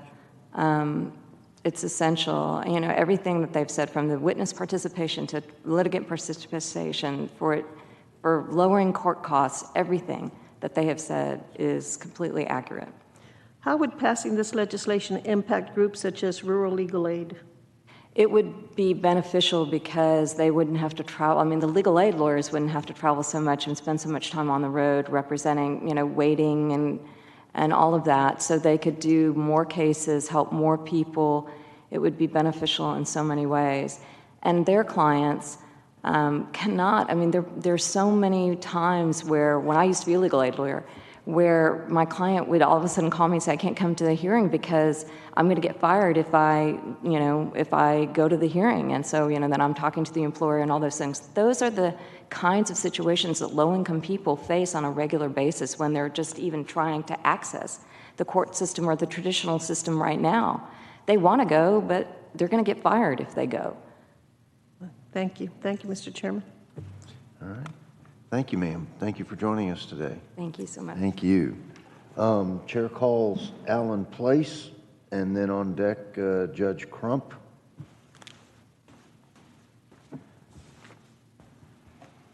If you would, state your name, whom you represent. You have 2 minutes, sir. Good to see you, Senators. My name is Allen Place. I'm here on behalf of Texas Criminal Defense Lawyers Association, speaking on the bill. Just not had full chance to look at the substitute, but I have had a chance to glance at it, and I'll comment in a second. Basically, our position, and we want to show our appreciation to Senator Zaffirini for allowing us to participate in those meetings and basically get our position known. Pretty much where we've come down is most of what you've learned in grade school concerning the Constitution. That's what controls criminal cases by and large, whether it's trial by jury, right against self-incrimination, and then right of confrontation. So our position in these meetings has simply been, we think that there is a right of confrontation if, in fact, you have an evidentiary or a contest. And so I just did want to state that our position of our members is there are a lot of hearings that will happen in a criminal case that start at Class B and above, that are above fine only, that are, as every witness has said, work very well. For example, arraignments, having pretrial hearings where there's not any witnesses, having those by remote proceedings works. And so I have no disagreement. I'm sorry to interrupt your time, but I've been informed that our resource witness was asked to leave, and so we need either the sergeant at arms or someone to get our resource witness back in case there are other questions. He was asked to leave. You're talking about David Slayton. David Slayton. Okay. Sorry, sir. Mr. Place, did you finish your? I was just going to say that in looking at the substitute, that we had a chance to look at the Section D, which basically addresses contested adversarial or contested evidentiary hearings. There has to be agreement to proceed. That works for us. That's basically been our position all along, is that if we have an evidentiary hearing where there's the right of confrontation, then it needs to be in person. Other type hearings, certainly, again, where there's no witnesses, where it's an arraignment, those kinds of things, pretrial hearings, again, without witnesses, they work well for remote. And we have learned something over the last year that can be an improvement, just as the judge just said. All right. Members, questions of the witness? All right, Well, hearing and seeing none, thank you. I have one question. Oh, I'm sorry, Senator Zeffrini, you have a question? Will you continue to work with us as we develop the committee substitute? Absolutely. We have listened more than we've spoken in those meetings because there's judges in the room, and that's kind of what that's what we kind of learned to do. But we've been really appreciative of the judges in those meetings because they have basically taken the same position that Mr. Slayton has mentioned. There's a reason why we haven't had criminal jury trials in Texas, because the courts realize you're going to have somebody there in person to do that. But there are other things, and yes, the court system has managed to limp along to a certain extent because of the ability of adapting to some remote hearings. Yes, ma'am. But it is your testimony that you have been given access to participation in developing this bill and that you will continue to do so. Absolutely. Yes, ma'am. Thank you, sir. Thank you, Mr. Chairman. Thank you, sir, for joining us today. Yes, Chair sir. calls David Slayton. David, would you return for, say that again, Senator Zeffrini? Our resource witness was for some reason asked to leave by one of the sergeants, and so he's no longer here. That's why I was trying to get him back in case he needed to respond. But he explained that he was a resource. He said he got kicked out. He explained he was a resource, but they told him to leave. So.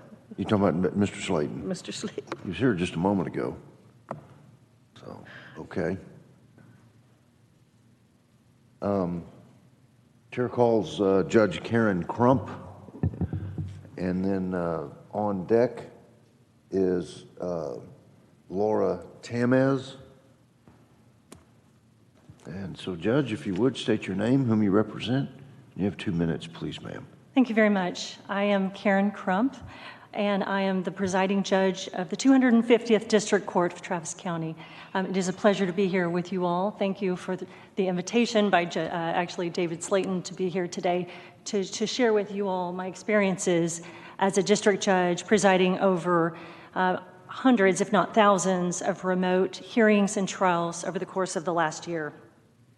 I should begin by stating what Mr. Slayton referenced, and it would be a whole lot easier for the judges of Texas to go back to the way it was. The courts are designed for us, and people come to us, both witnesses and litigants, and things would be a whole lot easier if we were to do that. However, that is not what's best for Texans. It's not what's best for litigants, plaintiffs and defendants alike. For litigants, plaintiffs and defendants, and for witnesses, we have found that remote proceedings allow better access to justice. In family cases, parents are able to participate in greater percentage, and they are better able to call collateral witnesses like teachers and therapists and neighbors who previously they would have had to have them take a full day off of work. For physicians to testify would have meant that that physician would have to take off time from seeing his or her patients. In complex cases, even where we didn't expect to see such a benefit, plaintiffs and defendants are able to call expert witnesses from all across the globe. And instead of having the expense of having those witnesses travel internationally, we can have them in our virtual courtroom immediately. Lawyers and litigants are no longer waiting in our courtroom to be heard. It is efficient, it is effective, and it's working. Members, questions for the Honorable Judge? All right. Thank you for joining us today, ma'am. Thank you for having me. I certainly appreciate it. Thank you, Judge. Chair calls, I'm sorry, the chairman's back. I'm going to return the gavel to you, if I may. There you go.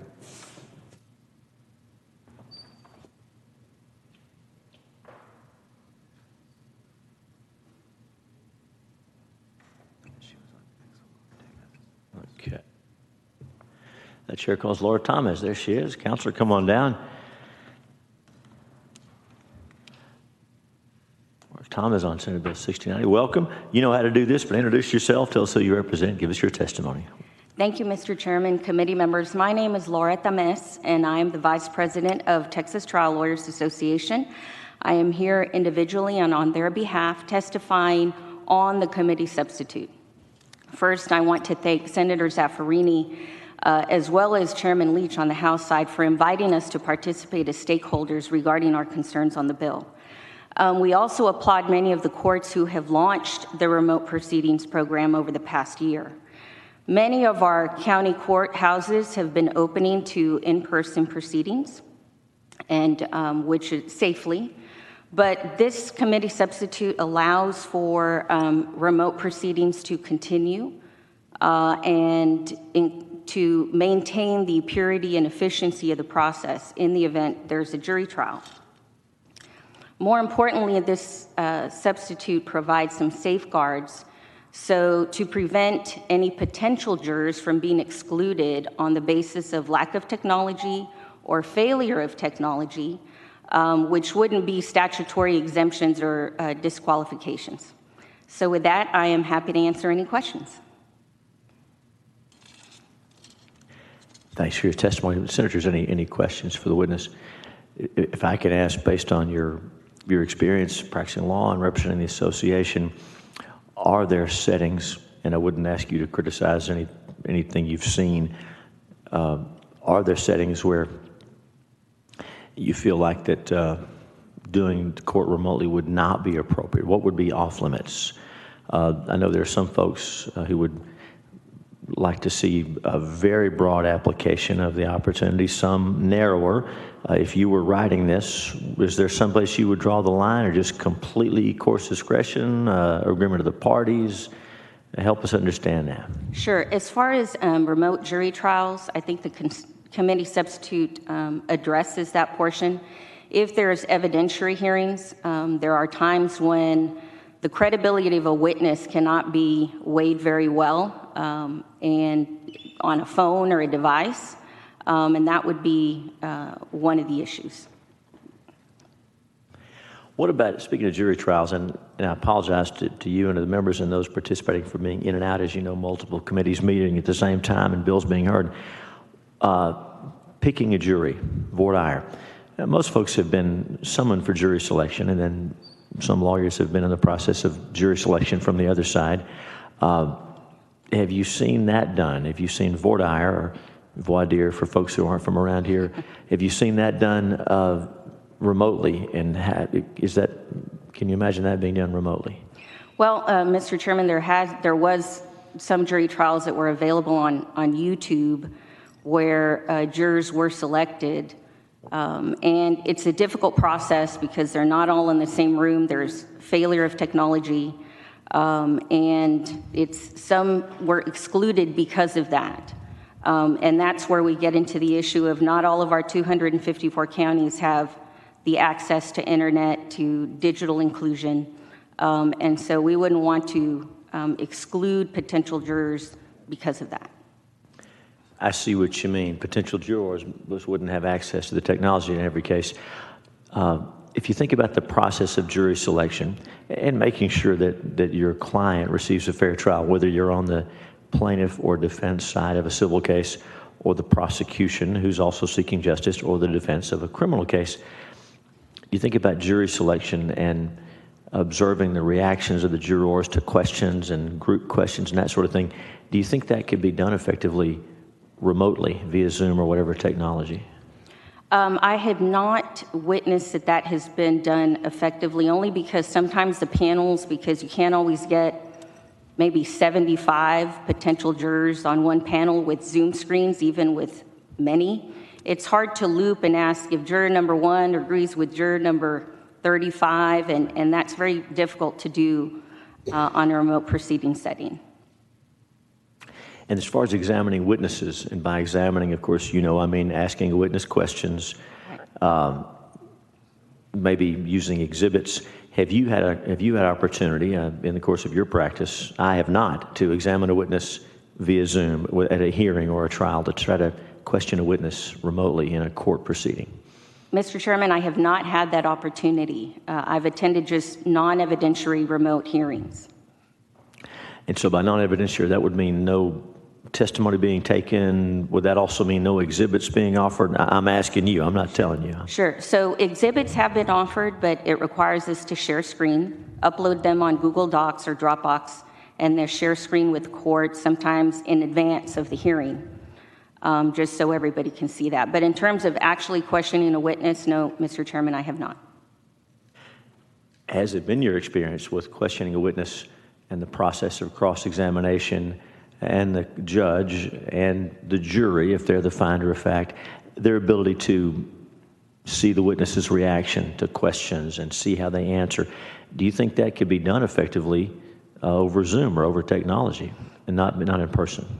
Well, I will say this, Mr. Chairman, that we have seen that the remote proceedings provide a two-dimensional trial, as opposed to a three-dimensional trial where you can see a witness from head to toe to be able to assess on many different levels their credibility. So if you're representing an insurance company or a company and there's money at stake and you want to represent their interests, wouldn't you want to have every tool available to you to make sure that you can present your case to the jury and to the judge so that we can get to justice? Absolutely, Mr. Chairman. Whichever party it is, maintaining the efficiency and the purity of that process should be inviolate. For that civil defendant, for the civil plaintiff, and I guess certainly for the prosecution or the defense in a criminal case as well, I would think. Absolutely. And I don't really know much about criminal law practice, but it seems like those principles would maybe even be more important, dare I say, in a criminal case than in a civil case. Well, thank you for sharing your experience. And members, I apologize for hogging the mic. Anybody have questions for the witness or comments or anything else? Thank you very much. Okay, thank you. The chair calls Steve Bresnan. And as Mr. Bresnan, I bet will explain when he gets here, he's going to be called twice. It's not that we're giving him double the time, but he's here representing two different clients. So he doesn't have a literal hat, but he's going to testify for one client and come back for the other client. And Mr. Bresnan, welcome. Tell us who you are and who you represent this time, and give us your testimony. Welcome. Thank you, Mr. Chairman. My name is Steve Bresnan. On the bill for the Texas Family Law Foundation currently. The discussion you had with Ms. Thomas really highlights one of the concerns of family lawyers. We would like to see all evidentiary proceedings be done in person unless both parties agree to opt out. That said, we've had a fabulous experience, as always, working with Senator Zaffirini, her staff, Mr. Ramirez, House staff, lots of people getting lots of input into it. It's exactly the way things ought to be done. With respect to family law, I want to just read a sentence out of a court case, and I can supply the full case, but it says, the court notes that publicly broadcasting the painful and disgusting details of a divorce case does not serve the usual purposes of open expression in court or any useful purpose for that matter. In other words, the policies in supporting the right of public access are largely missing. We're very concerned. The way the courts have a YouTube channel right now, people's dirty laundry are available to the entire world. They're open if the people go down to the courthouse now, but it's a qualitatively and quantitatively different experience if the intimate details in family law, family violence, sexual assault, children's identities, and all of those things are out in the public. With respect to things like scheduling conferences, status conferences, etc., no lawyer wants to drive downtown, find a place to park, and stand around and wait for hours until their proceeding comes up. And I think the efficiencies that have been mentioned can be gained by doing that. So we'd like to help add maybe some barriers or guardrails on the good cause provision that's in Senator Zaffarini's substitute now. Would you like for me to come back on behalf of the court reporters or go to it? Let's see if there's any questions at this point, and I've got a question, then we'll come back. You don't have to stand up and sit back unless you want us to clean the space in between your two testimonies. Right? That's kind of, we're in the habit of doing that. But I'm fully vaccinated, okay. Particularly against myself. Okay, very good. Is there any questions for Mr. Bresnan on behalf of on the part of the Family Law Foundation?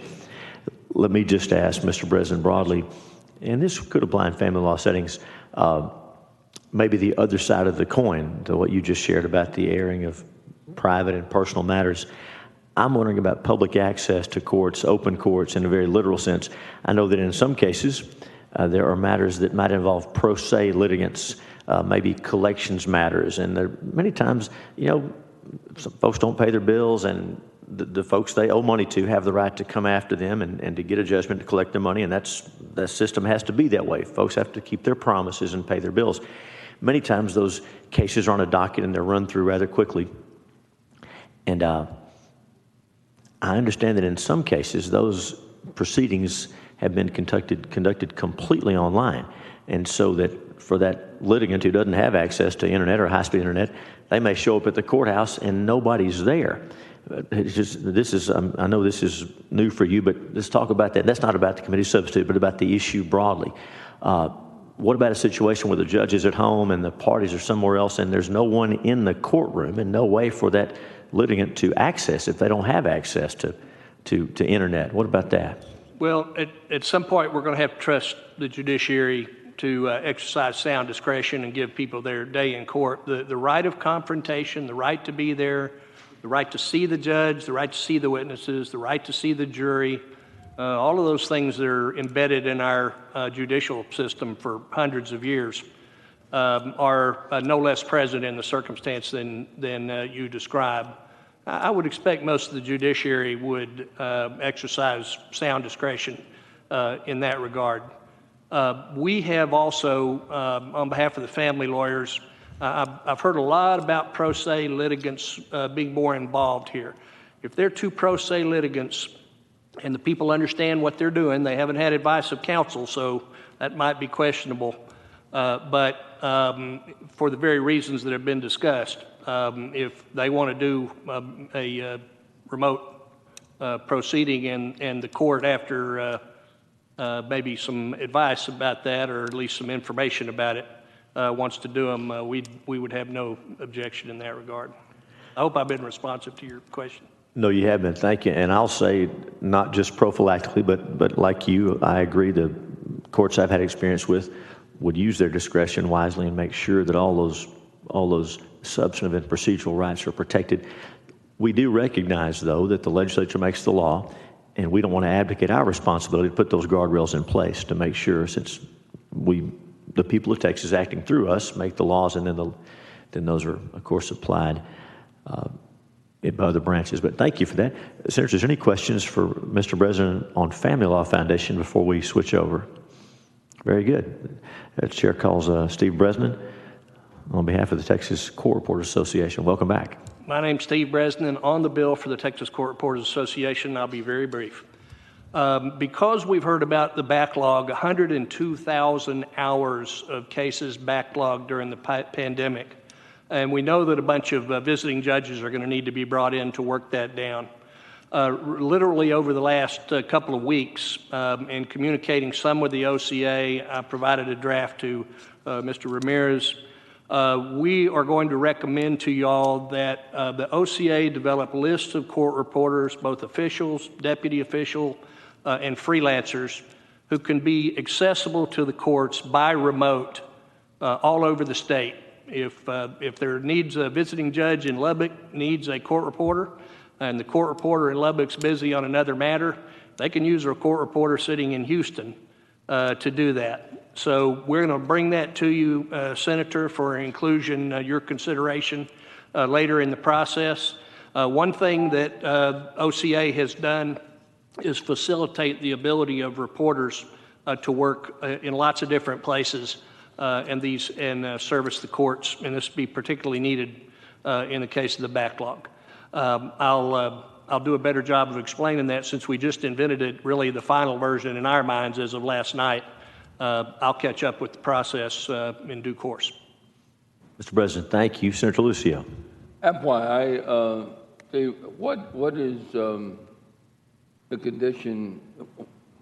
Let me state it another way. Do we have a shortage of court reporters in the state, or are we keeping up on the demand? Well, there is a shortage. Last session, you all passed legislation that's helping to remedy that. We've had an extraordinary increase in the number of people in school. You created a category of apprentice reporter that if they pass one leg of the test, They can actually go to work under the supervision of an existing court reporter. We've set up the ability to do agreements with other states to bring in and to do people on a provisional basis. But I think it's amazing. The pandemic has taught us that we can make better use of the existing workforce. On any given day, if a lawyer in Dallas couldn't find a court reporter for a deposition, there's a court reporter somewhere in Texas that's not working that day.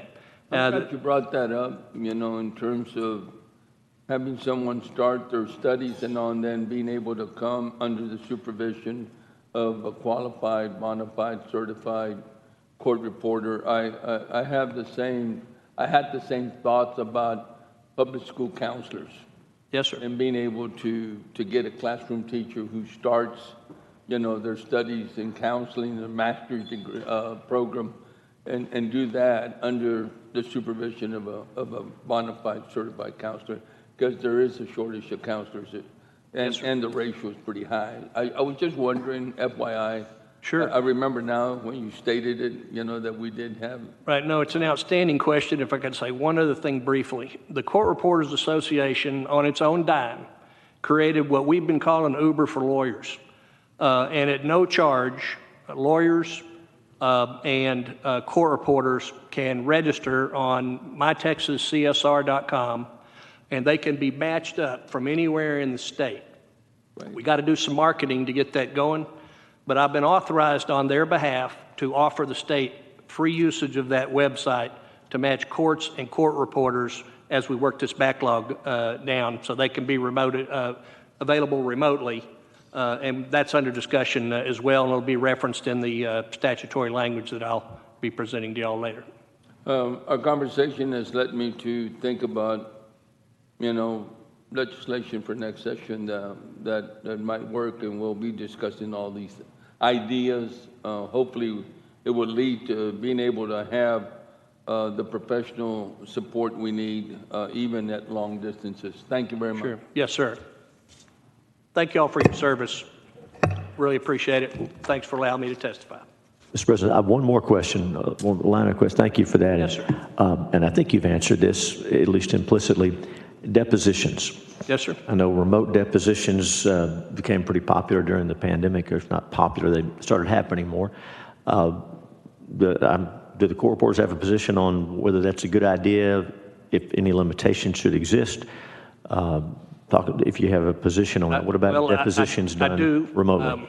I won't get into the details of what bill or the details of the bill, but we've asked that a bill be filed, and it was filed in the House. We're asking that it be rolled into the omnibus courts bill, and it frankly could fit on this bill. Oddly, the primary limitation on doing remote reporting for depositions is the ability to swear a witness in whose presence you're not. We propose that a court reporter, as long as they're sitting in Texas, be able to swear someone in for a deposition no matter where the witness is located. They can be in Dubai and get sworn in by a court reporter in Texas, and that court reporter could remotely do the deposition. You don't want to spend the money to fly an expert in from New York and the parties agree, you could do a deposition remotely. There's a few other things that are necessary to facilitate that. We'll bring that to the committee as well. Senator Zaffarini will provide that to you if you think it's appropriate here. We'd be happy to have it included. We got a couple other vehicles for that as well. But that's another example of using the available workforce, the people that are out there. The shortage is not as great as it appears, and if I might say, by God, something good ought to come out of this pandemic. And that could be it, these sorts of innovative ideas. We may look back and be at least thankful for that part of it. Mr. President, along those lines, in a traditional, what I'm going to call a traditional deposition where everybody's in the same room, usually around the same table, there's sometimes jokes about a lawyer, kicking his client under the table if they give the wrong answer. So I'm sure that never really happens, or making faces at them or something like that. And I've never done a remote deposition, but how do you know that that remote witness doesn't have somebody holding up cue cards for him behind the camera? Or I realize that's a legitimate question. How do we do that? And I don't know the answer. I know it's done, but do you know how they do that? Well, I know that it's happening. More cameras. Senator Zaffaroni says, Senator DeLucio says more cameras. Go ahead. Well, I suppose you could do that, have one rotating or something. Yeah. But we've heard of things happening that may or may not have undue influence, but, really shouldn't have been happening. This is why agreement of the parties on something like that is going to be extraordinarily important. And then people are responsible for following the law, and should they get found out, they ought to be hammered by the court and by the parties. And so we all agree with that. And so I realize it's not in the sub before us, but the issues are joined, and Yes. these are moving through. Should agreement of the parties be required for remote depositions? Oh, I think undoubtedly. I think people have to be able to play their traditional role in litigation. And in some cases, they're going to, for the same reasons you want to do voir dire or, cross-examine witnesses and that sort of thing. Same principles, of course, would apply in a deposition. But we do believe that there's a role for it. And, a lot of problems are problems at the margin. And there's a lot of marginal things we could do around here that would solve a lot of problems and give a lot of relief for a lot of people. And that might be one of them. I have no way of gauging how big the margin is. It went viral on Twitter, but there was one of these proceedings where a gentleman his kid had put a filter up on his Zoom, and he looked like a cat, and he was having to assure people on the Zoom that he was not, in fact, a cat. So it can get humorous, and there's work to be done. But nonetheless, there are many good things and efficiencies that can be wrung out of the system using this methodology, we believe. Thank you for that, Senator Zaffaroni. Mr. Breston, thank you for your testimony and for your participation in helping us develop a good committee substitute. How would your clients feel if a bill were passed prohibiting virtual hearings or virtual proceedings? Well, I don't believe they'd be for that. No, they would not be for that? No, ma'am.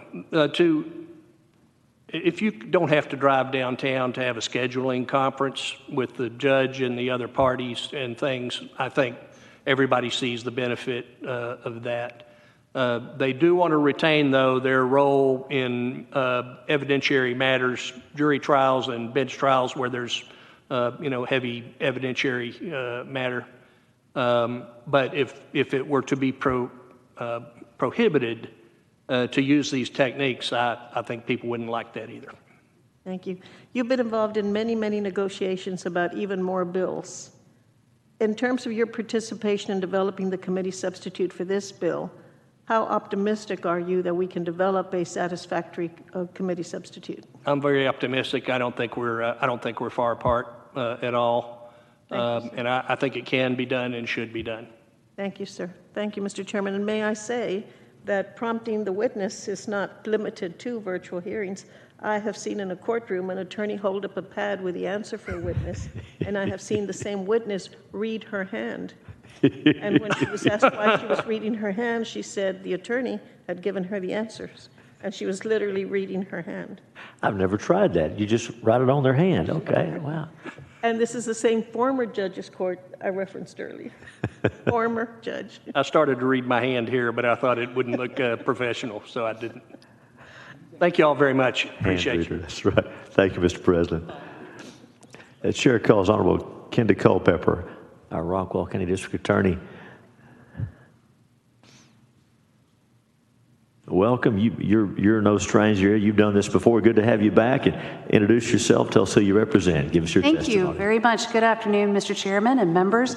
My name is Kenda Culpepper, and I'm the Rockwall County District Attorney. I'm also the chair of the Texas District and County Attorneys Association.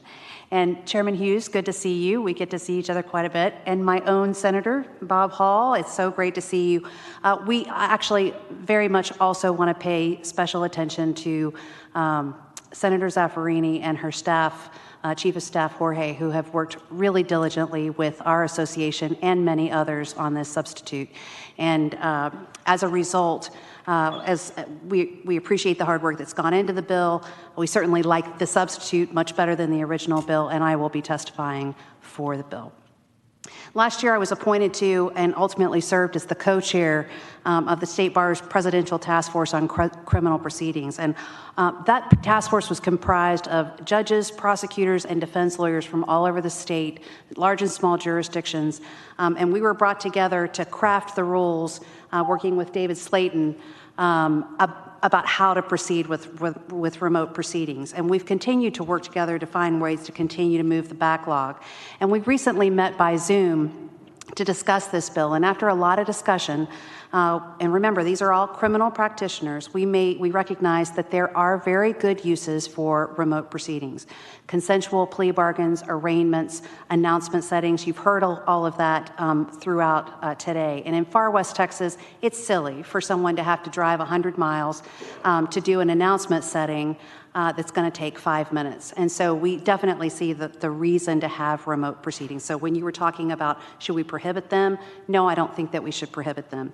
But all members on that task force, prosecutors, defense lawyers, and judges, all agreed in criminal cases that a contested evidentiary hearing or trial should all be done if there's consent of the parties. Never if there's not consent of the parties. To quote a friend of mine, efficiency is incredibly important, but a just and fair result is more important. And I'm happy to answer any of the questions that you've heard today, but I can tell you that some of the things that you've heard regarding indigent defendants and the importance to access for justice, they're talking more about the Class C defendants, the people that don't have attorneys. In a criminal proceeding, anybody that has a Class B or above, if they can't afford an attorney, they're appointed an attorney. So when you talk about that access to justice, we're talking about those types of things.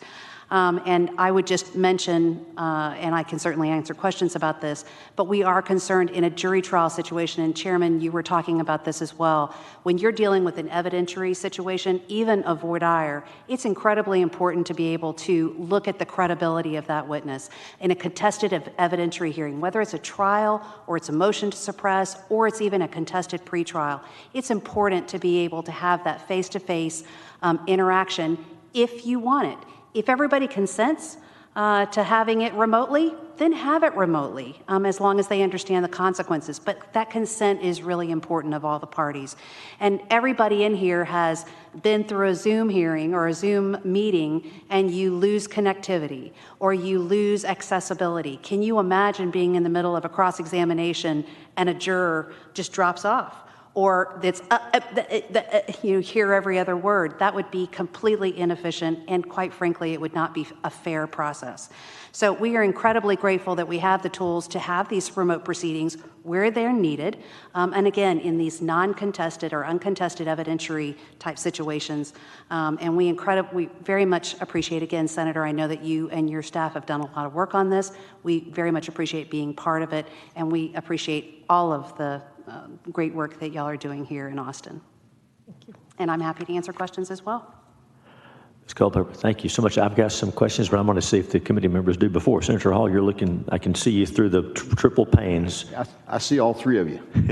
Go ahead, Senator. To a Drew. Now, thank you very much. That was a very good summary, and it's obvious you put a lot of time in. You're not biased, I know. No, I know the work you do. But is there anything else you wanted to cover? I know you covered a lot of it in there, but was anything else in particular that you wanted to bring out that you didn't have time to do? I appreciate you saying that, Senator. I think that I was able to cover that, and I have a feeling that the chairman may ask me some questions that actually allow me to kind of flesh some of those issues out, but I appreciate you asking. Okay. Thank you, Senator Hall. Senators, any other questions? Ms. Culpepper, we appreciate you being here. I do want to get some more information from you. We value your experience as a prosecutor, an elected prosecutor, also leading the organization, the association. And of course, it does look like in the committee substitute that civil cases and criminal cases are treated differently, requiring consent, I guess, in every situation for a criminal case. And so this is probably a dumb question. It's never stopped me before. So the confrontation clause and those constitutional provisions, so just so we're talking about consent, I guess a defendant can waive those things through counsel, and I guess those waivers take place in other settings as well. Is that fair to say? Yes, of course. I mean, when we do a plea, there are pages that a defendant has to sign to waive this right or that right or whatever. So those things can be waived.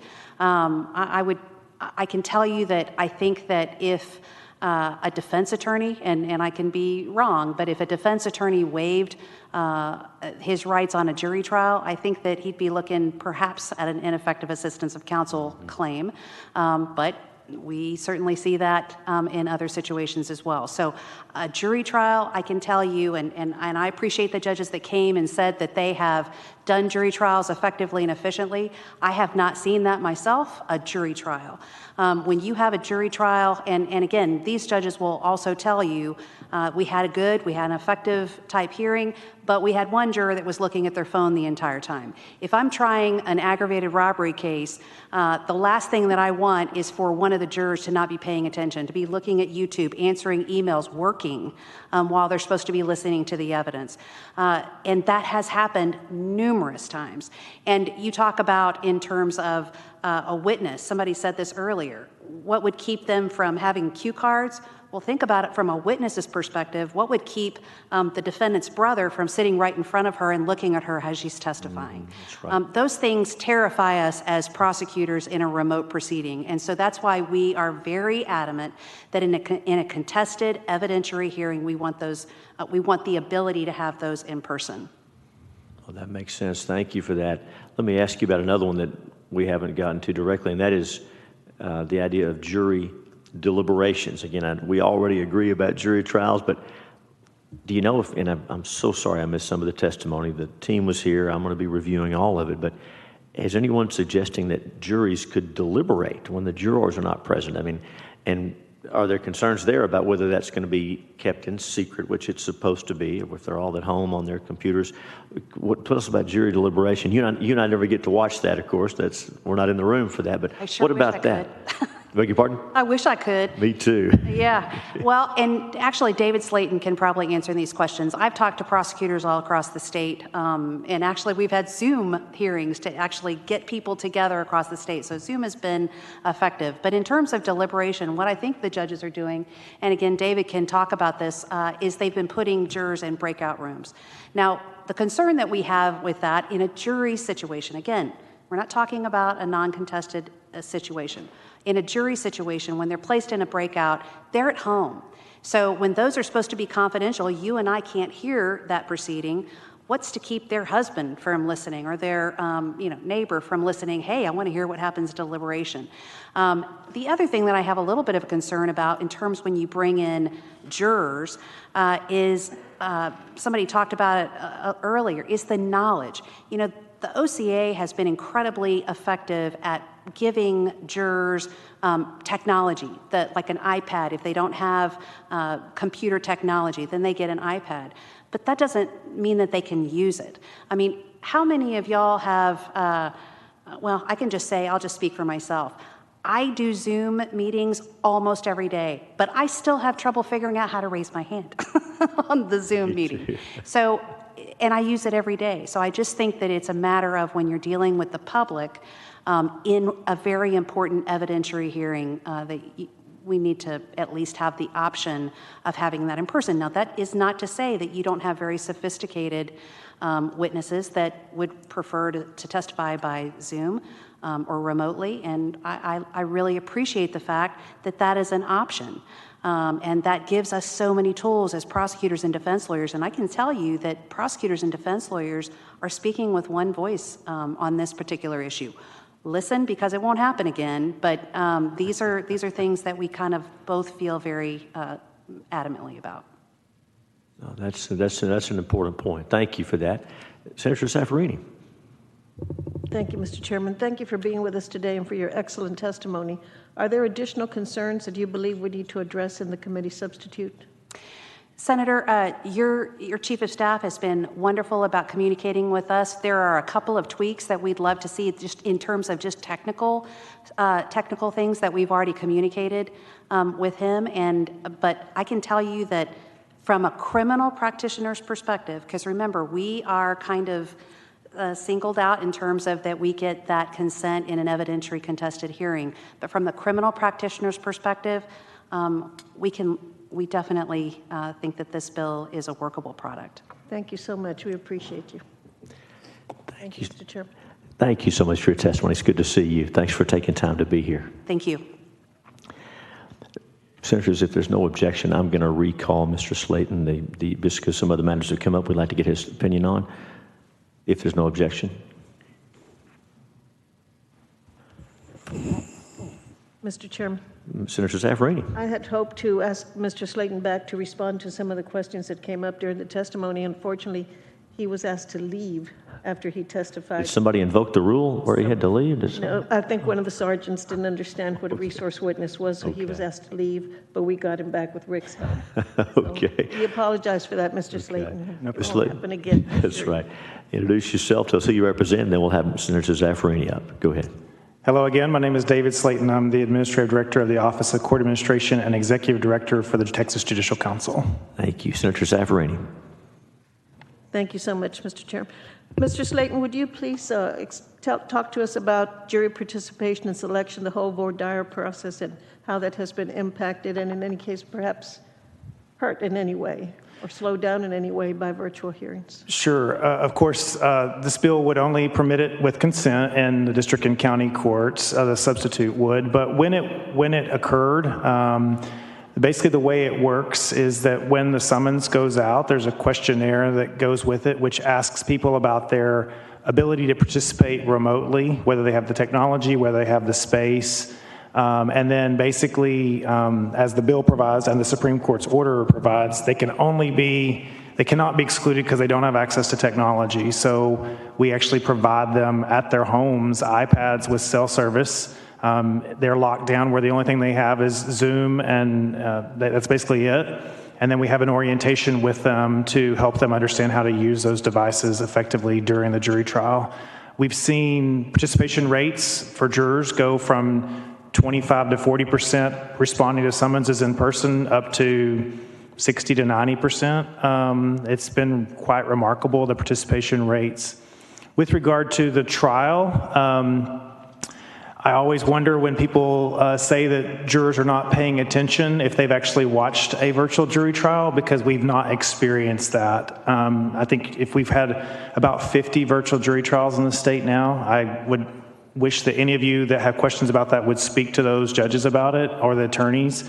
We've not had issues. Jurors have been very attentive. Perhaps some judges have reported more attentive than they were in the courtroom because it's easy to wander off and daydream in the courtroom as well.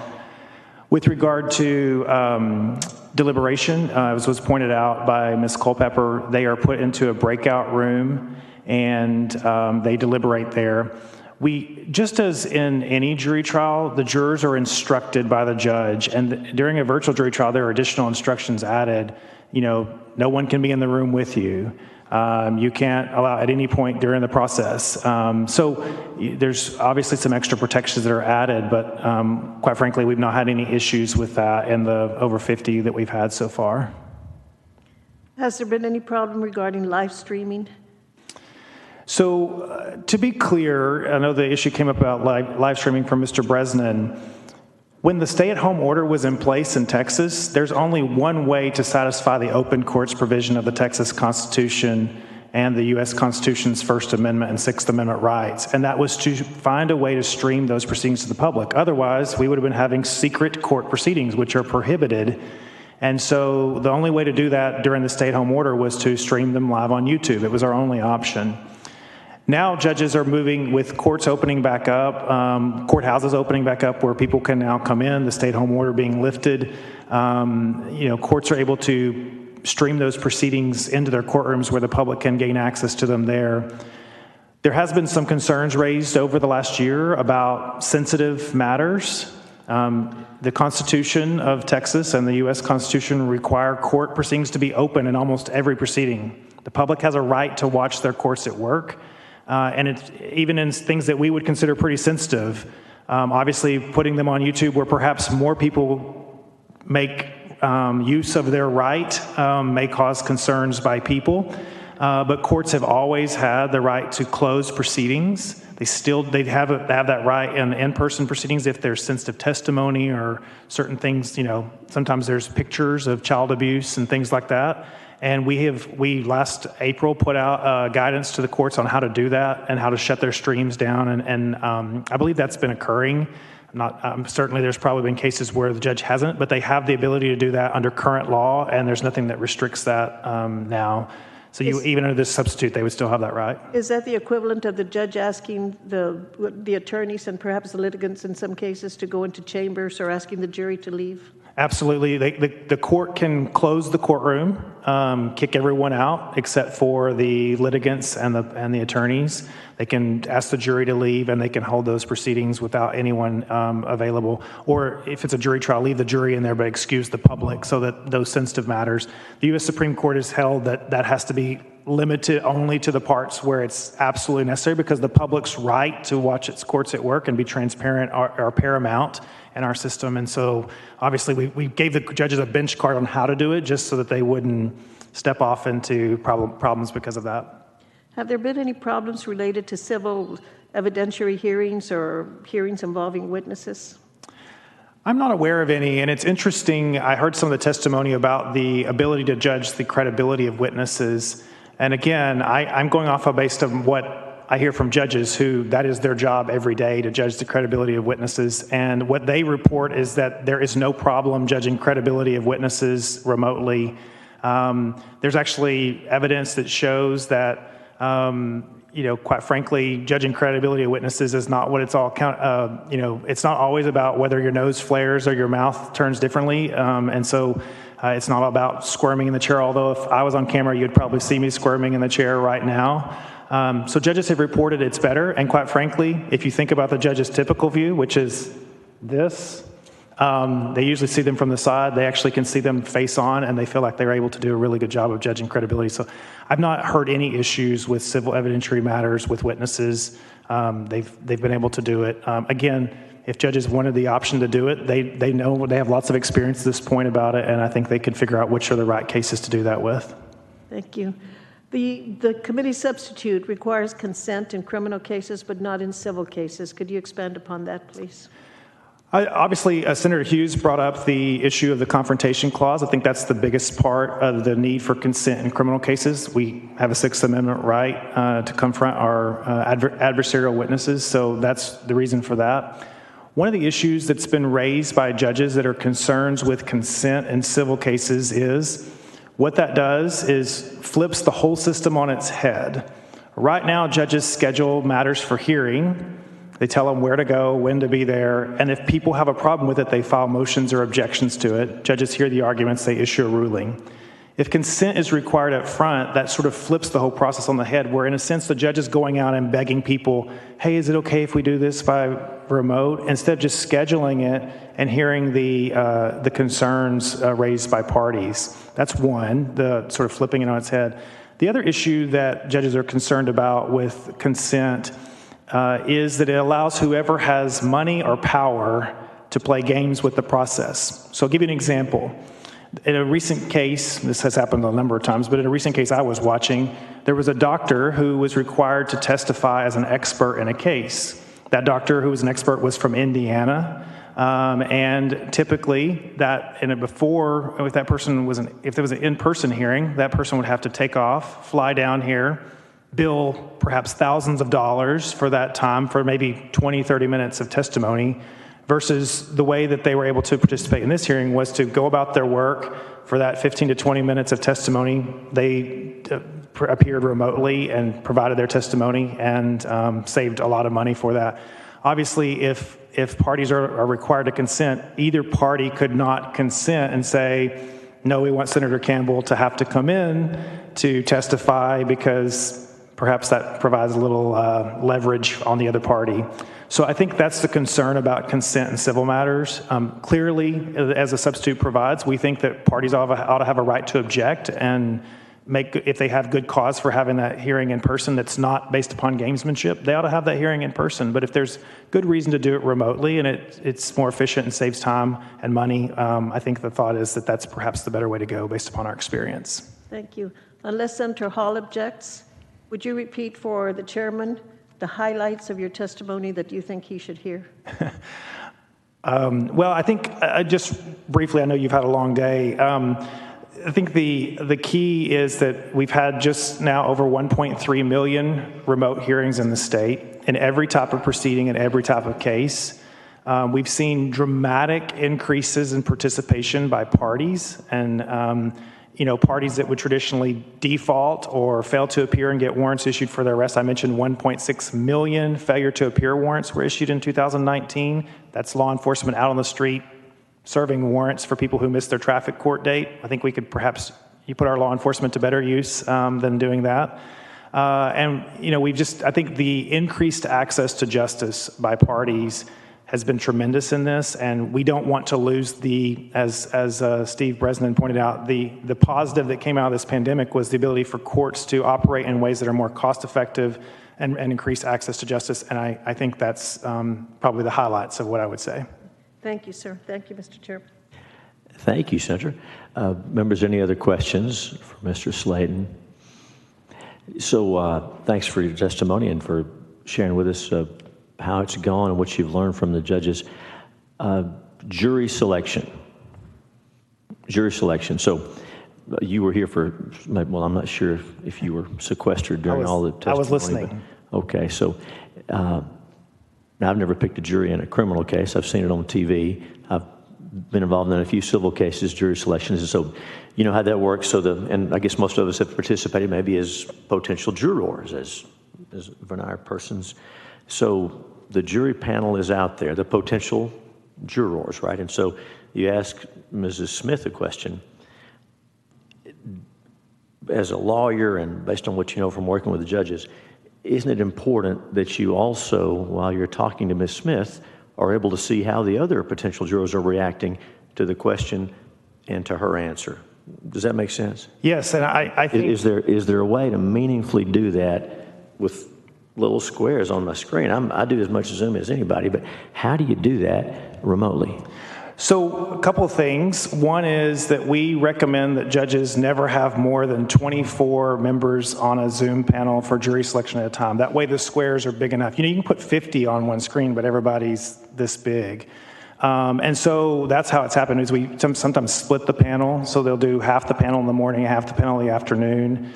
And it's worked just fine. I mean, if you think about current, under the way things are working currently, most everybody in courthouses for jury selection are wearing masks. They're socially distanced, meaning that juror number 50 is probably 120, 130 feet from the lawyer. They can't see their reaction now. When we go back to sort of... Let's compare. Sure. Pandemic was what it was. Sure. This is about going forward. So that's not really an apples to apples comparison. Let's talk about court proceedings going forward, no pandemic. So real life, in person, normally versus, just in fairness, let's keep it to that. Well, pandemic was what it was. We did what we did. But let's talk about going forward under normal circumstances. I don't think anyone is arguing from the judiciary to you all, and I think the committee substitute recognizes that we should not do jury trials in person going forward. That's what the committee substitute prohibits jury trials from being done remotely unless there's consent of the parties going forward. And I don't think anyone's arguing that that's not the best way forward. Right now, and I don't want to talk about the past, but right now we have a 10,000 case jury trial backlog. If we don't do anything to try to address this and we just go back into our normal courtrooms, it will take 3 to 4 years to reach the basic civil car wreck case. So that person who's got medical bills and other issues is going to be waiting for trial. What we would like is to provide an option for litigants to try their cases to a jury remotely if they want to do that. If they want to consent to that, let them do it. So that way they could get their case tried next month or 3 months from now instead of waiting 3 or 4 years. We're not arguing that the way for trying jury cases in the future is remote. I do think there are advantages to picking juries remotely, and we can argue about that down the road. more participation by by jurors, other things that have been positive, but no one's arguing that that's the way forward. And the committee substitute says it can't be done without the consent of the parties in any case in district and county courts. There is a provision that in JP municipal courts, those small traffic cases where those cases could be tried to a jury, and if parties object, they could have a right to an in-person jury trial. So if we're talking about the reasons why we would not want to do a jury trial without consent, how does that differ from an evidentiary hearing where witnesses are called, the credibility of the witnesses is at issue?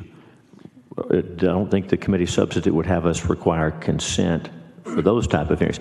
Some of the witnesses were calling those evidentiary, but you know what that means. That means live testimony or exhibits. So what about that? The committee substitute. Forgive me, I'm sorry, I didn't mean to interrupt. Let me finish, and I gave you a false signal there. So under the committee substitute, consent would be required for jury trials, but consent would not be required for hearings that require witnesses, exhibits. What about that? So the committee substitute does require consent in contested evidentiary and adversarial matters and criminal cases. So I'll just speak to civil Very good. purposes of Very this. good. Let's talk about civil. So the main difference between the jury trial is that, of course, you've got the 12 jurors who are appearing remotely from their homes, and you brought up the secrecy of the deliberation room. There's a lot more issues that come into play with jurors appearing remotely than witnesses and others. What we've seen is that, someone asked earlier, how do you know that someone's not giving cue cards? I'll tell you how it's happening in practice is judges say, sir, are you on a device with a camera, which they always are. Well, can you show the camera around the room? Can I see what else is around you in the room? So they're looking at them. They'll say, show us your camera, hold up the camera. Okay, now put that across the room over here. And so they'll literally walk them through that. So judges are actually working with them. And again, I think judges would report to you they've not had any issues with being able to deal with witnesses remotely. Would they know if there were issues? How would they know? Well, you and I know. Yeah, what judges have reported to me, yes. I mean, anytime you see Of course they would report it. How would they know? Well, if you see a person looking like this, you say, well, what are you looking at? And basically try to figure out what the situation is. Again, in 1.3 million hearings, this has not been an issue that judges have had a problem with and have been able to deal with it. And I'm not aware of attorneys saying that there's been a real problem with it either. The questions along these lines, I think I know where we're going, and it sounds like that you feel like there are benefits to remote jury trials, but I understand the committee substitute doesn't at least allow that to be imposed on the parties. What about those settings where we're having a remote proceeding, and let's lay aside jury trials for a moment and talk about civil evidentiary hearings. So there's a hearing in the Smith versus Jones case on the motion to compel 10 a.m. Monday. Mm-hmm. If the judge is not in the courtroom, maybe they're in chambers or at home, and then that's fine. Everybody works from home. I'm not fussing at that. But if the judge is not present in the courtroom for that hearing and the lawyers are appearing remotely, what happens to the person who shows up at the courthouse to watch the hearing? And let me be clear, we're not talking about sensitive matters, closed courtroom. It's obviously important because it's in a Texas trial court. But these aren't substantive matters, nothing in camera, anything like that. Is that a concern for you? If the court is not in the court, judge isn't in the courtroom, the parties aren't there, everybody's remote, and someone wants to show up and observe, and they get to the courtroom and there's nobody there. Is that okay? Should that be addressed? That is not okay, and it's not permitted under this bill or the committee substitute. The committee substitute specifically has a provision, I think it's in subsection D, I can't remember, I could look it up, but it says basically that the only way this can occur is if notice is given to the public of how to participate. There's some tweaking to that language I think needs to happen because I'm not sure it's 100% clear, and I mentioned that to Senator Zaffarini's staff. But basically, and that's the way it's worked, is so the Constitution requires that the public have a right to observe their courts. And quite frankly, the pandemic has actually made that easier And I know people are wanting us to go back to streaming things into the courtroom if we're doing that, but there has to be a way to provide access to the courts. And, you know, if the legislature wanted to say courts can only do remote proceedings if they stream them live in the courtrooms, I don't think any judge would have a problem with that, because I think that's what most judges are planning on doing. Yeah, it's made it easier for folks that have internet access, good, reliable internet access. And as you know, a lot of Texans don't. And so you sort of answered my next question. If we were going to do this, wouldn't it be good for us to require somehow, if the court's not going to be in the courtroom, that they're in court, there's a terminal, there's a screen, so that folks, it's great if you tell me it's on YouTube, but if I can't get on YouTube, that doesn't give me any access. I think that makes good sense. Well, thank you for that. I want to ask you about a couple, and again, thanks for your testimony. The recurring theme of it's worked just fine, there's no problem, that sort of begs the question. We don't know what we don't know, and I appreciate the court having some of the witnesses pan the room at the beginning of their testimony, but we don't know who's in, we don't know who's out, and even the instructions given to the jury about who's in the jury room. In a traditional courtroom, in an in-person trial, the bailiff pretty much knows who's in the jury room. We don't have to be as concerned about that. But let me ask you about one more thing in the committee substitute. And it's on page 1. Yeah, do you have it in front of you? You can. I'll grab it real fast. Thanks. I might know it, but go ahead. No, you probably know, but take a look. I want to make sure I almost missed this, but when you get it, let me know when you got it there. I'm on page 1 of the committee substitute. I've got it ready for you whenever you are. Oh, thank you so much. So line 13, section 21.013, option for remote proceedings, sub A says, notwithstanding any other law, and except as limited by the United States Constitution, the Texas Constitution, rules adopted by the Texas Supreme Court, or this section, a court in this state, as the court determines appropriate on the court's own motion or the motion of the party may. And it goes into what we've been talking about. So they're on line 15 where it says rules adopted by the Texas Supreme Court. So if the legislature were to pass this committee substitute, would it matter what followed? Because the Texas Supreme Court could adopt rules that would obviate whatever's in this bill. Is that how you read it? Well, I think perhaps at least the way I understood the intent, because in section 4 of the bill, it actually says the Supreme Court shall adopt the rules necessary to implement the changes in law made by this act. And that's normally in a law, in a bill, right? We always say at the end, the agency, the Supreme Court's not an agency, but we always see the agency shall promulgate rules to implement this section. I get that. But what about this at the beginning that says, oh yeah, if the Supreme Court passes other rules, this law passed by the legislature doesn't apply?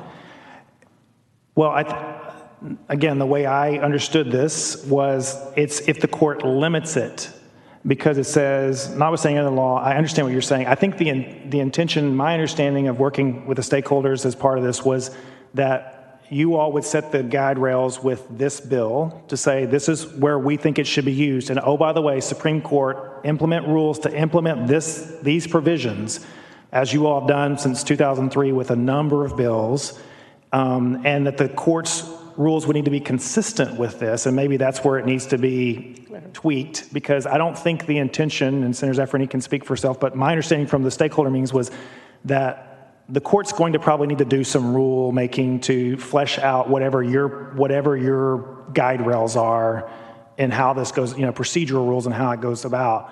And the intention of this was to say that if the court puts procedural things on it, they've got to obey with those two that are within the guide rails. But if it needs to say, the court shall implement rules that are consistent with this, which you all have done many times, Section 4 could perhaps say the court shall adopt rules that are consistent with this section, this bill, and that way you provide some guide rails for them too. But I would be surprised if the Supreme Court were to enact rules which would be opposite of what your bill that you passed. I don't think they've done that since 2003, whenever you started using them to make rules for bills. And I know I think the Chief talked to you today. I talked to the Chief Justice just before this hearing, and he wanted me to convey that that's their plan. But if you need to make it clear, obviously do that. We have respect for the Supreme Court as an institution. I have respect for those individuals. I like them, know some of them very well.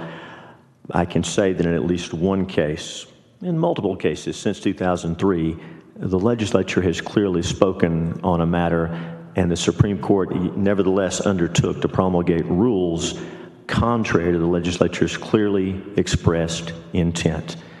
And whether I like what they did or don't like what they did, we don't do that around here. Now, I'm just one vote. But to the extent that I have any say in this process, the legislature, elected by the people of Texas and constitutionally authorized to make the laws, will make the laws. Any questions for Mr. Slayton? Thank you very much. Thank you. Anyone else present wishing to testify on, for, or against Senate Bill 690? Seeing none, testimony is closed and the bill be left pending at this time.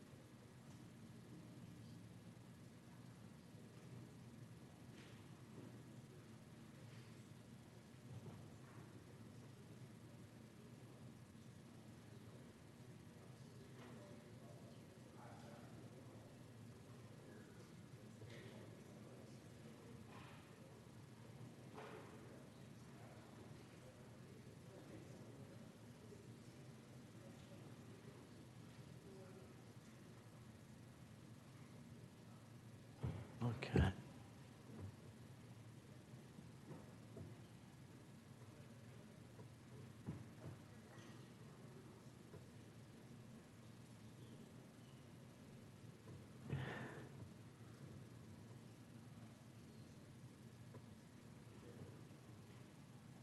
As a matter of pending business, the chair brings back up committee substitute to Senate Bill 838, that Senator Colcourse bill that was earlier today.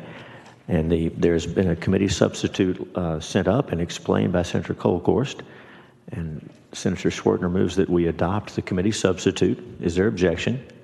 Hearing none, the substitute's adopted. And Senator Schwertner moves that committee substitute to Senate Bill 838 be reported favorably to the full Senate with the recommendation that it do pass and be printed. This is 838, members. Will the clerk call the roll? Campbell? Yes. Hall? Yes. Lucio? Aye. Nelson? Powell? Schwartner? Aye. Zaffarini? Birdwell? Hughes? Aye. There being 6 ayes, 0 nays. Committee substitute Senate Bill 838 will be reported favorably to the full Senate.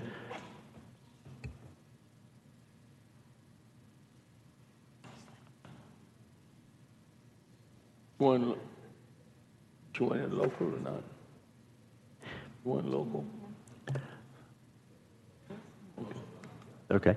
The chair now brings back up Senate Bill 1247. That's Senator Creighton's bill, Senate Bill 1247. Senator Hall moves that Senate Bill 1247 be reported favorably to the full Senate with the recommendation that it do pass be printed. Will the clerk call the roll? This is on 1247. Campbell. Aye. Hall. Aye. Lucio. Aye. Nelson. Powell. Shortner. Zaffarini. Birdwell. Hughes. Aye. Being 5 ayes and 1 nay, Senate Bill 1247 will be reported favorably to the full Senate.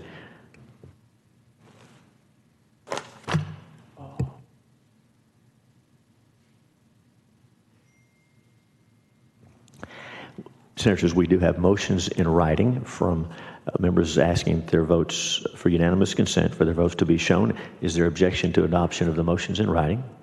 Okay, well, they'll have unanimous consent. Is there any other business to bring before the Senate Committee on State Affairs? Hearing nothing, we thank the members and the excellent staff and all those who participated, and we stand in recess up to the call of the chair. Good afternoon. Thank you.